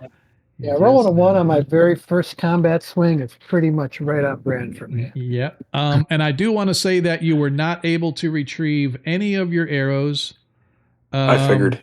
Your mace does a -1 in damage now, so whatever damage it normally does, we're going to have to adjust it to do -1 because it's been partially ruined by the acid.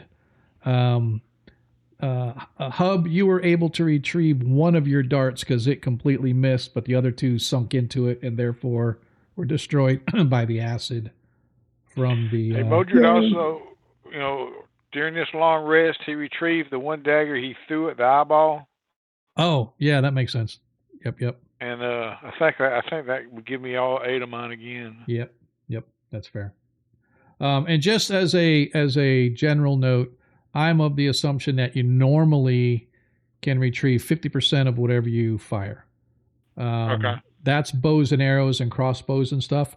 For daggers and stuff, unless something outstanding, strange happens where you can't retrieve it, like it sticks somebody and they go running away, for the most part, you can retrieve all of those. But arrows and stuff, they tend to like snap shafts, and that's kind of the assumption behind it. But for daggers and stuff, unless there's an extenuating circumstance, I missed, and so it flew off the castle wall, right? Something like that. Yeah. Right. But for the most part, I will allow you to retrieve those, right? So anyway, that being said, I dropped your chainmail on your character sheet, Mulgar, if you want to switch into it instead of whatever armor you have. It's not identified yet, so you don't know what it does. So hopefully it's not cursed. But who knows? Yeah, or turn me into green slime. Either one, it's just good. Yep. So we're gonna figure out who we want to bounce over to. We're gonna go raid somebody. Hopefully you guys will hang out with us for just a couple minutes as we figure out who we're going to. Man, who is out there? Cave Gate. Let's go over to Eric. I like Eric. Game Master Eric's a guy that we follow. He's definitely a good streamer. I think he's a professional DM. I'm not 100% sure, but I think he is. I think most of his games tend to be along that line. So we're going to bounce over to the Game Master Eric. And I really do. I love and I appreciate everybody that hung out with us tonight. If any of you are still left that were on the stream or on the raid, appreciate any love that you guys would want to give us with a follow. Spread it out to your friends, families, coworkers. Let them know who we are and when we are, and we will welcome you with open arms. We will be back next Monday. This Friday, the 5th edition game is off, so we will see you next Friday as our intrepid heroes continue to explore this exciting universe that's known as the Underdark or the Cairn Hills, and see how far they get next time, because these guys are moving awful slow. But we'll figure. Hey, Monkey, appreciate you, brother. That's all right, man. It's totally good. Totally appreciate you stopping by. But we will, like I said, we'll be back next Monday. We are going to see if I can get this to work. Is that the Game Master Eric? Let's do it. Come on, there we go. Yep. So yeah, we're gonna bounce over there, and hopefully, if you guys don't follow him, you will. Give him a like. Like I said, they got a lot of good stuff going on. He does all kinds of cool games and stuff. So I like watching. I usually watch for an hour or two before I get bored, and then I'm out of there. But we'll see you next week. Until then, just remember, in a world you can be anywhere that you want. All we ask is that you be kind. We'll see you next time. To Asina for 4,000 gold. I think I want to sell it for 4,000 gold because holy shit, 4,000 gold. All right. Fair enough. Yeah, because the potions that were next to it were a clairvoyance potion, a mummy rot antidote, and a potion of growth. So I'm gonna